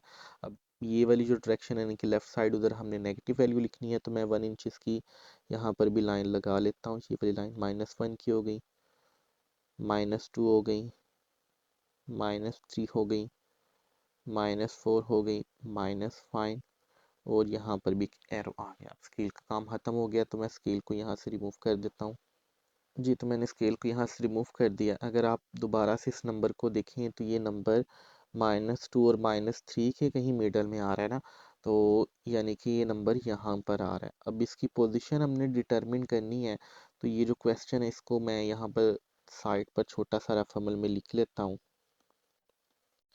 अब नंबर लाइन पर इसकी पोजीशन को ड्रा करने के लिए आपने ये वाली साइड जो वोल नंबर है इसको भूल जाना है, ठीक है, और ये वाला पार्ट आपने देखना है। तो ये वाला पार्ट यानी कि जो डिनोमिनेटर है उसको आपने फ्रैक्शन में से देखना है। तो डिनोमिनेटर पर देखिए अगर 7 लिखा है तो इसका मतलब है ये जो पोजीशन है ना इसकी 2 से 3 के मिडल में, आपने इसको लाइंस में 7 पार्ट्स में डिवाइड करना है इक्वल इक्वल डिस्टेंस में। तो आप कोशिश कीजिए कि स्केल की मदद से ही आप इसको डिवाइड कीजिए। ये डिस्टेंस आप 1 सेंटीमीटर के रख सकते हैं, 2 सेंटीमीटर के, जिस हिसाब से आप लोगों ने लाइंस लगाई हैं, ठीक है। अब देखिए अगर यहाँ पर 7 लिखा है यानी कि 7 पार्ट्स में आपने नंबर लाइन की जो पोजीशन है जहाँ पर आपका नंबर आना है इसको डिवाइड करना है। तो जो नंबर दिया गया है यानी कि 7 जितने पार्ट्स में आपने डिवाइड करना, आपने इससे एक नंबर कम लाइन लगा लेनी है। तो यहाँ पर यानी कि मैंने 6 लाइंस लगानी है इसको 7 पार्ट्स में डिवाइड करने के लिए। देखिए मैंने फर्स्ट लाइन यहाँ पर लगा ली। अब इतने ही डिस्टेंस पर आके मैंने दूसरी लाइंस भी लगानी है। ये लाइंस देखिए मेरी ज़रा थोड़ी सी छोटी हैं, मैं इनको ज़रा बड़ी कर लेता हूँ। आप लोगों ने स्केल की मदद से ये लाइंस लगानी है। 6, ठीक है। अब ज़रा पार्ट्स को काउंट कर लें, 1, 2, 3, 4, 5, 6 और 7 पार्ट हो गए। यानी कि अगर देखें हम 6 लाइंस लगाएंगे ना तो 7 पार्ट्स ही यहाँ पर बन रहे हैं। तो जो डिनोमिनेटर में नंबर होगा क्वेश्चन की फ्रैक्शन में, आपने उससे एक नंबर कम लाइन लगानी है। फिर आपने नोमिनेटर में यानी कि जो फ्रैक्शन के ऊपर वाला नंबर है टॉप पार्ट में, आपने उसको देखना है। देखिए वहाँ पर 1 लिखा हुआ है, तो ये नंबर हमें बताएगा कि हमने कौन सी लाइन सिलेक्ट करनी है। तो प्रीवियस क्वेश्चन में भी हमने ऐसे किया था ना, जो नीचे वाला नंबर है वो हमें बताता है कि हमने जो हमारा आंसर जिस पोजीशन पर आ रहा है उस पोजीशन को हमने कितने पार्ट्स में डिवाइड करना है, और जो ऊपर वाला पार्ट है वो हमें बताता है कि हमने लाइन कौन सी सिलेक्ट करनी है। अब हमने पहली लाइन सिलेक्ट करनी है, तो देखिए नंबर लाइन अब इस डायरेक्शन में चल रही है ना लेफ्ट की साइड पर, तो आपने काउंटिंग भी यहाँ से स्टार्ट करनी है। तो पहली लाइन देखिए यहाँ से ये वाली है। तो फर्स्ट लाइन आपने जो आपने लाइंस बनाई हैं यानी कि ये वाली जो लाइंस आपने इसको 6 लाइंस बनाई है 7 पार्ट में डिवाइड करने के लिए, उनमें से पहली लाइन सेलेक्ट करनी है, ठीक है। तो उनमें से जो हमने लाइंस लगाई हैं देखिए पहली लाइन ये वाली है, तो इसको मैं डार्क कर देता हूँ, एक एरो ऊपर लगा देता हूँ और यहाँ पर पी शो कर देता हूँ। अब ये पी ये बता रहा है हमें कि ये पोजीशन जो सी है, ये जो हमारा क्वेश्चन था यानी कि -2 1/7 इसको रिप्रेजेंट कर रही है, ठीक है। तो यहाँ पर अब हमने ये डिस्क्रिप्शन में भी लिखना है कि ये जो पॉइंट पी है हमारा वो रिप्रेजेंट कर रहा है -2 1/7 को। तो चलिए मैं यहाँ पर डिस्क्रिप्शन अब लिख देता हूँ। जी तो स्टूडेंट्स मैंने डिस्क्रिप्शन लिख दी है कि पॉइंट पी जो सा है हमारा ये -2 1/7 को नंबर लाइन पे रिप्रेजेंट कर रहा है। अब यहाँ पर जो मैंने रफ अमल किया था सारा मैं उसको भी रिमूव कर देता हूँ यहाँ से। तो देखिए क्वेश्चन ये इजी था, बस इसमें डिफरेंस ये था कि यहाँ पर एक नेगेटिव का साइन था आपकी वैल्यू के साथ। बाकी मेथड तो सारा वही था जो हमने क्वेश्चन नंबर 1 को सॉल्व करने के लिए यूज़ किया था, ठीक है। तो इस क्वेश्चन में और उस क्वेश्चन में बस फ़र्क यही था कि यहाँ पर -1 लिखा था। और ये अब हमारा क्वेश्चन नंबर 4 भी सॉल्व हो गया है। अब मैं क्वेश्चन नंबर 5 आप लोगों के लिए सॉल्व करता हूँ। देखिए क्वेश्चन नंबर 5 भी क्वेश्चन नंबर 3 की तरह ही है, एक पॉजिटिव वैल्यू ही इसमें दी गई है। तो क्वेश्चन नंबर 5 भी बिल्कुल उसी मेथड से ही होगा। अब क्वेश्चन फॉर नंबर 5 जरा क्वेश्चन नंबर 3 से इसलिए इजी है क्योंकि यहाँ पर देखिए जो वोल नंबर दिया गया हुआ है ये नहीं है। तो सिंपली हम इसको सॉल्व करने के लिए 5 और 8 को पहले आपस में डिवाइड करेंगे और देखेंगे कि नंबर क्या आ रहा है, फिर हम उससे डिटरमिन करेंगे कि इसकी पोजीशन नंबर लाइन पर क्या होगी, फिर उसको नंबर लाइन पर हम डिनोमिनेटर को देखकर हम नंबर लाइंस पर उसको रिप्रेजेंट कर देंगे। चलिए मैं क्वेश्चन नंबर 5 आप लोगों के लिए अब सॉल्व कर देता हूँ। तो क्वेश्चन नंबर 5 को सॉल्व करने के लिए मैंने क्वेश्चन नंबर 5 यहाँ पर लिख लिया और फिर मैं सोल्यूशन लिख लेता हूँ। अब सोल्यूशन के बाद मैं ये रफ अमल में करने लगा हूँ। अगर आप 5 और 8 को डिवाइड करें कैलकुलेटर पर तो आपके पास आंसर 0.625 आएगा, ठीक है। अब देखें जो ज़ीरो है नंबर लाइन पर, अगर हम राइट साइड पर मूव करें तो ज़ीरो के बाद पहला नंबर 1 ही आ रहा था ना, फिर उसके बाद 2 था और फिर 3 था, और पॉजिटिव नंबर्स में, क्योंकि देखें अगर इसके साथ कोई भी साइन नहीं दिया गया तो इसका मतलब यही है ना ये पॉजिटिव नंबर है। तो पॉजिटिव नंबर नंबर लाइन पर हमारे राइट साइड पर थे ना, तो यानी कि नंबर, अब देखें ये ज़ीरो के साथ कुछ डेसिमल के आगे भी वैल्यू दी गई है, यानी कि नंबर थोड़ा सा ज़ीरो से, अगर वो एक नंबर लाइन लगाऊं तो ये नंबर थोड़ा सा ज़ीरो से बड़ा है, पर ये 1 से थोड़ा सा छोटा है, ठीक है। तो ये यहाँ पर कहीं आएगा ना 0 और 1 के मिडल में। तब पोजीशन तो हमें पता चल गई कि ये 0 और 1 के मिडल में आएगा। तो चलिए मैं डिस्क्रिप्शन यहाँ पर लिख देता हूँ। ये तो स्टूडेंट्स मैंने डिस्क्रिप्शन लिख दी है कि यानी कि एस जैसा कि 5/8 विच इज़ बिगर देन 0। तो ये नंबर जब हम इसको सॉल्व करते हैं थोड़ा सा 0 से बड़ा आ रहा है, क्योंकि देखिए इसमें डेसिमल की वैल्यू भी 0 के आगे अटैच है, तो यानी कि नंबर थोड़ा सा 0 से बड़ा है पर ये 1 से छोटा है, ठीक है। देयरफॉर इसलिए इसकी पोजीशन और number line will be between 0 and 1। तो इसकी पोजीशन नंबर लाइन पर 0 और 1 के दरमियान पर होगी। सॉरी मैंने मिस्टेक से यहाँ पर 1 के साथ -1 लगा दिया था, जो कि मैंने रिमूव कर दिया, ठीक है। अब हमने इसको नंबर लाइन पर रिप्रेजेंट करना है, तो मैं इसकी डिस्क्रिप्शन यहाँ पर लिख देता हूँ, यानी कि representation on number line. Student मैंने अब डिस्क्रिप्शन लिख दिया है, यानी कि नंबर लाइन पर रिप्रेजेंटेशन ये वाले नंबर की। तो पहले हम एक नंबर लाइन ड्रा कर लेते हैं और नंबर लाइन को ड्रा करने के लिए हम स्केल का यूज़ करेंगे। तो स्केल की मदद से मैं एक स्ट्रेट लाइन लगा लेता हूँ। मैं अगेन एक्सप्लेन कर दूँ कि ये लाइन इतनी बड़ी होनी चाहिए कि जो नंबर आप नंबर लाइन पर रिप्रेजेंट करेंगे वो इजीली नंबर लाइन पर आ जाए, और ये लाइन इतनी बड़ी नहीं होनी चाहिए कि आपके पेपर से बाहर निकल रही हो। नंबर लाइन के दोनों साइड्स पर हम एरो का निशान लगाएंगे और नंबर लाइन के मिडल में कोई भी हम एक पॉइंट ज़ीरो रख लेंगे, ठीक है। अब ज़ीरो जो सा अब एक न्यूट्रल नंबर है, ना वो पॉजिटिव का है ना वो नेगेटिव का है, यानी कि ज़ीरो के राइट साइड पर जितना भी पोर्शन होगा हम उसे अब पॉजिटिव कंसीडर कर लेंगे यहाँ से यहाँ तक, और ज़ीरो की जो लेफ्ट साइड पर पोजीशन है सारी हम उसे नेगेटिव कंसीडर कर लेंगे।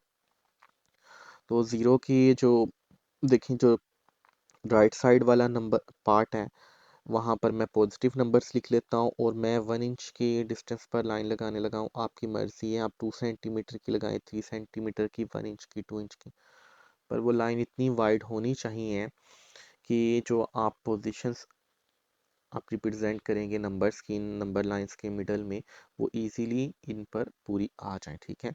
अब ये इक्वल आपने डिस्टेंस लेनी है। अगर आपने पहला पार्ट जोन सा है या यूनिट जोन सा है या आपने 1 इंच के लिया है तो बाकी सारी भी फिर आपने 1 इंच के हिसाब से ही लाइनें लगानी है,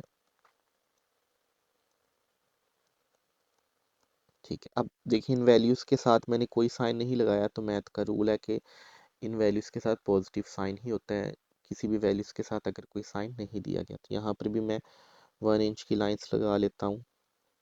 यहाँ -1 आ गया, -2, -3, -4, -5 एंड सो ऑन। ये लाइन कंटिन्यूअसली चल रही है। अगर हम अपना आंसर देखें तो वो 0.625 है ना, तो ये हमें ये बताता है कि आंसर थोड़ा सा 0 से बड़ा है पर 1 से छोटा है। तो ये यहाँ पर ही कहीं इस सेक्शन में आएगा ना, मिडल में यहाँ पर आएगा। तो अब इसको रिप्रेजेंट कैसे करना है, रिप्रेजेंट करने सिखाने के लिए आप लोगों को मैं रेफरल में क्वेश्चन यहाँ पर दोबारा लिख लेता हूँ। तो देखो हमारा जो 8 है, यानी कि जो डिनोमिनेटर में वैल्यू है वो हमें ये बता रही है कि हमने इसे 8 पार्ट्स में डिवाइड करना है। यानी कि रेशो के ये जो रेशो का साइन है, डिवीजन का साइन है, इसके जो नीचे वाली वैल्यू होती है ना, जो आपको क्वेश्चन में दी गई होंगी, ये वैल्यूज हमें ये बताएंगी ये जो नंबर था ना, जो 0.62 था, ये 0 जो 1 के मिडल में आ रहा है, उस पार्ट को, जो ये वाला पार्ट जहाँ पर ये आता है, इसको आपने इक्वल 8 पार्ट्स में डिवाइड करना है। तो इसको इक्वल 8 पार्ट्स में डिवाइड करने के लिए आपने इक्वल इक्वल 7 लाइंस लगानी है। 7 लाइंस अब क्यों लगानी है, देखिए अगर आप 7 लाइन लगाएंगे तो एग्जैक्टली 8 पार्ट में डिवाइड हो जाएगा। मैं आप लोगों को लाइंस लगा के दिखाता हूँ। आप लोगों की मर्जी है, आप लाइन की विड्थ जितनी मर्जी रखें यहाँ से यहाँ तक जो आपने लाइंस लगानी है, पर वो लाइंस इक्वल होनी चाहिए और सारी पोजीशंस पर यहाँ से यहाँ तक जो लाइन लगाएंगे उनके दरमियान इक्वल डिस्टेंस होना चाहिए। तो चलिए मैं यहाँ पर पहले 7 लाइंस लगा देता हूँ। फर्स्ट 1 2 3 4 5 6 और ये रही 7 लाइन। अब मैंने ये रफ लाइंस लगाई हैं, आप लोग कोशिश कीजिए कि आप लोगों की लाइन स्केल के अकॉर्डिंग हो। जैसे कि फॉर सपोज अगर मेरा इस लाइन में और इस लाइन में डिस्टेंस 1 सेंटीमीटर है, तो यहाँ से यहाँ तक का डिस्टेंस भी 1 सेंटीमीटर ही होना चाहिए, और यहाँ से यहाँ का डिस्टेंस भी 1 सेंटीमीटर, फिर यहाँ से यहाँ का भी।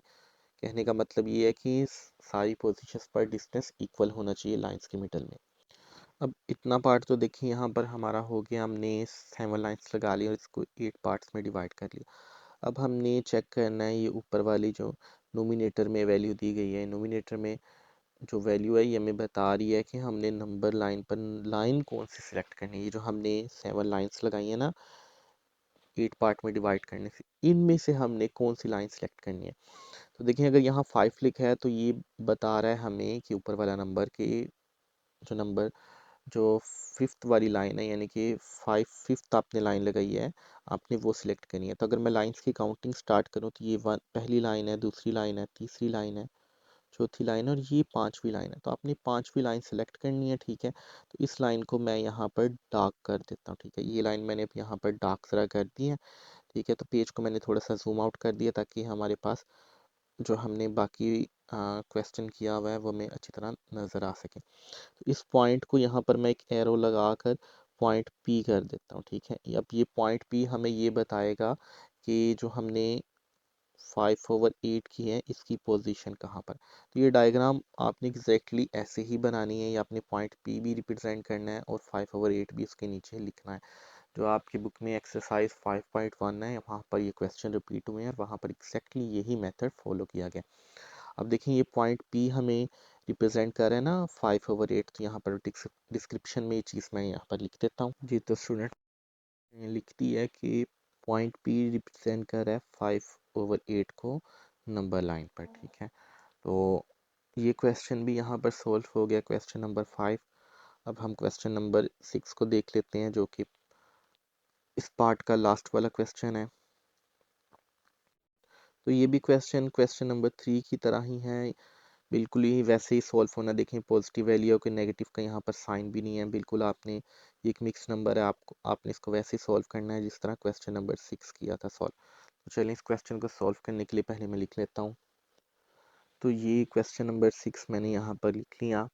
मैंने क्वेश्चन नंबर 3 जब किया था तब एक्सप्लेन किया था कि इस ऐसे जो क्वेश्चंस होते हैं जिसमें एक फ्रैक्शन वाली वैल्यू, एक डिवीजन वाली वैल्यू है, उसके साथ एक नंबर लिखा हुआ है, इनको हम मिक्स फ्रैक्शन कहते हैं। मिक्स फ्रैक्शन को सॉल्व करने का मेथड भी मैंने बताया था कि आपने इस 4 को, जो डिनोमिनेटर में नंबर होता है, यानी कि जो फ्रैक्शन वाली वैल्यू में नीचे वाला नंबर होता है, इसने आपने इसको 2 से मल्टीप्लाई करना है। फिर जो आंसर आएगा, यानी कि अगर मैं 4 को 2 से मल्टीप्लाई करूँ तो 8 आया, जो आंसर आएगा आप जो न्यूमिनेटर में वैल्यू है, यानी कि जो अपर डिवीजन में जब पर पार्ट में वैल्यू है उसके अंदर प्लस कर देना। तो यानी कि हमने हमारा आंसर देखिए इन दोनों को जब मल्टीप्लाई किया 4 और 2 को तो 8 आया ना, इस 8 को हमने प्लस कर देना 3 में। तो हम 8 को जब 3 में प्लस करें तो 11 आता है, ठीक है।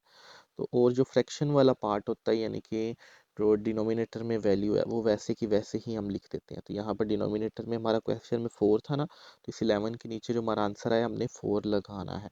अब ये इस फॉर्म में जब आ गया तो हमने इसको डिवाइड करके चेक करना है कि हमारा आंसर क्या आता है कैलकुलेटर की मदद से।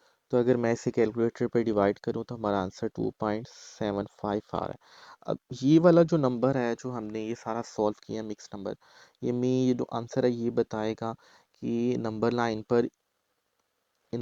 पर 2 इंटू 3/4 की पोजीशन क्या होगी, ठीक है। अगर मैं एक नंबर लाइन ड्रा करूँ रफ सी, यहाँ पर 1 आ गया, 0 आ गया, 1 2 और 3, क्योंकि पॉजिटिव वैल्यूज इसी साइड पर थी ना, राइट साइड पर, लेफ्ट साइड पर नेगेटिव वैल्यूज थी, इसलिए -1 -2 एंड सो ऑन, ठीक है। तो देखिए ये नंबर अब जो सा है इसके स्टार्ट में 2 है पर डेसिमल की भी आगे वैल्यू अटैच है, यानी कि नंबर थोड़ा सा ये 2 से बड़ा है, पर 3 से तो आप देखें यहाँ पर आ रहा है ना, 3 से ये छोटा है, यानी कि ये नंबर यहाँ पर कहीं 3 और 4 के 2 के मिडल में जो पोजीशन है यहाँ पर कहीं पर आएगा, ठीक है। तो इस नंबर को देखते हुए हमने, ये नंबर हमारी हेल्प करता है कि एक तो पोजीशन को डिटरमिन करता है कि ये 2 और 3 के दरमियान में आ रहा है, फिर डिस्क्रिप्शन को लिखने के भी हमें मदद करता है। डिस्क्रिप्शन देखें अगर हम बनाने की इधर से कोशिश करें तो यही बनेगी ना कि एस 2/3/4 इक्वल है 2.75 के, एंड जो ये जो नंबर है ये थोड़ा सा 2 से बड़ा है पर ये 3 से छोटा है, यानी कि पॉजिटिव 2 से बड़ा है पॉजिटिव 3 से छोटा है, तो इसलिए ये 2 और 3 के दरमियान में आएगा। तो चलिए अब मैं रफ अमल को रिमूव कर देता हूँ और जो हमने फ्रैक्शन सॉल्व करके आंसर जस्ट लिखा था मैं उसे ऐसे ही लीव कर दूंगा, ताकि जब हम डिस्क्रिप्शन लिखें तो आप लोग यहाँ से देखकर जब इस वीडियोस को आप रिवाइंड करके देखें आप डिस्क्रिप्शन खुद भी बनाना सीख लें। तो चलिए मैं अब डिस्क्रिप्शन यहाँ पर लिख देता हूँ। जी तो स्टूडेंट मैंने यहाँ पर ये डिस्क्रिप्शन लिख दी है। अगर आप ये देखें मैं डिस्क्रिप्शन आप लोगों को एक्सप्लेन कर देता हूँ। एज 2 × 3/4 इक्वल है 2.75, तो बिल्कुल ऐसे ही है। देखें जब हमने इस मिक्स नंबर को सॉल्व किया था तो 2.75 हमारा आंसर आ रहा है ना, विच इज़ बिगर देन 2, यानी कि जो 2 से बड़ा है, क्योंकि देखें यहाँ पर डेसिमल के बाद 75 भी इसके साथ अटैच है, थोड़ा सा ये 2 से बड़ा हो गया पर ये 3 से छोटा है, क्योंकि 3 देखें 2 के बाद आ रहा है, तो इसके इनके मिडल में कहीं 2.75 आ रहा है ना, तो T3 जोन्स है ये बड़ा है, क्योंकि ये पॉजिटिव वाली वैल्यू है। पॉजिटिव वाली वैल्यू में से जिस वैल्यू के साथ जितना पॉजिटिव का साइन लगा अगर वो वैल्यू जितनी बड़ी है उसको उतनी बड़ी ही कंसीडर किया जाता है। देयरफॉर इसलिए its position on number line is between 2 and 3, इसलिए इसकी पोजीशन नंबर लाइन पर 2 और 3 के मिडल में है। चलें ये डिस्क्रिप्शन हमने लिख ली। अब मैं यहाँ पर डिस्क्रिप्शन लिख देता हूँ कि रिप्रेजेंटेशन ऑन नंबर लाइन, और फिर नंबर लाइन पर ड्रा कर कर हम इस क्वेश्चन की पोजीशन को नंबर लाइन पर रिप्रेजेंट कर लेंगे। तो लीजिए स्टूडेंट मैंने डिस्क्रिप्शन लिख दी है। अब नंबर लाइन लगाने के लिए हम स्केल ड्रा कर लेंगे। तो अब मैं स्केल की मदद से एक स्ट्रेट लाइन लगा लेता हूँ, और अगेन मैं एक्सप्लेन कर दूं कि लाइन इतनी बड़ी होनी चाहिए कि जो नंबर आप रिप्रेजेंट कर रहे हैं वो इजीली इस लाइन पर, जब हम छोटी लाइंस लगाएंगे नंबर को रिप्रेजेंट करने के लिए, बताने के लिए उसकी पोजीशन, तो वो लाइन इस पर सारी इजीली विजिबल हो, और ये आपकी नंबर लाइन पेपर से बाहर ना जा रही हो। तो नंबर लाइन के दोनों क्रॉस हम एरोस के निशान लगा लेते हैं जो कि रिप्रेजेंट कर रहे हैं कि नंबर लाइन दोनों साइड्स पर कॉन्टीन्यूअस है। फिर हम स्केल की मदद से ही कोई भी पोजीशन सेलेक्ट कर लेते हैं। जैसे फर्स्ट कर ले मैं एक पोजीशन सेलेक्ट कर लेता हूँ और इसको मैं नेम 0 देता हूँ। इस पोजीशन से यहाँ तक, इस पोजीशन तक का फासला फासला जो सा है ये 1 सेंटीमीटर है। तो मैं 1 सेंटीमीटर जितनी लंबी लाइंस लगाने वाला हूँ। आप लोगों की मर्जी, आप 1 सेंटीमीटर की रखें, 2 सेंटीमीटर की रखें, 3 सेंटीमीटर की, या इंचिस में रखें, पर ये सारी लाइंस आपने इक्वल ही रखनी है और इतनी बड़ी होनी चाहिए कि जब आप नंबर लाइन पर डिवीजन्स करेंगे, लाइंस लगाएंगे, तो इजीली इस लाइन पर विजिबल भी हों।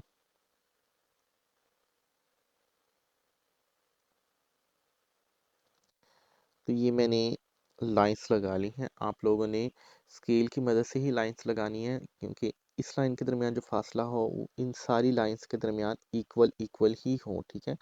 सारे क्रॉस से इक्वल डिस्टेंस हो, ठीक है। अब देखिए नंबर लाइन पर इस तरफ जो डायरेक्शन थी यानी कि राइट साइड जो थी हम उसे पॉजिटिव कंसीडर करते हैं ना, तो यहाँ मैं पॉजिटिव वैल्यू लिख लेता हूँ 1 2 3 4 एंड 5। और मैथ का रूल है अगर किसी नंबर के साथ कोई साइन नहीं है तो हम उससे पॉजिटिव नंबर ही कंसीडर करते हैं। अब नंबर लाइन पर इस डायरेक्शन में जो लाइंस होती जो साइड होती थी हम उसे नेगेटिव कंसीडर करते थे ना, तो अब मैं नेगेटिव नंबर्स लगाने के लिए यहाँ पर 1 इंचज़ की अगेन लाइंस लगा लेता हूँ। आप लोगों ने स्केल की मदद से ही लाइंस लगानी है ताकि जब आप क्वेश्चन सॉल्व करें सारी लाइंस इक्वल इक्वल ही आए। अब देखिए यहाँ पर ये वाली साइड माइनस की थी ना, तो मैं यहाँ माइनस के नंबर लिख लेता हूँ। 0 के बाद -1 आ गया, -2 -3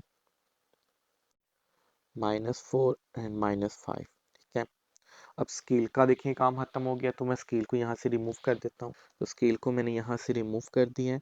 अब देखिए मैं यहाँ पर क्वेश्चन रफ अमल में छोटा सा लिख देता हूँ ताकि आपको याद हो कि जो हमने इसको इस मिक्स नंबर को सॉल्व करने के बाद वैल्यू निकाली थी वो वैल्यू क्या थी।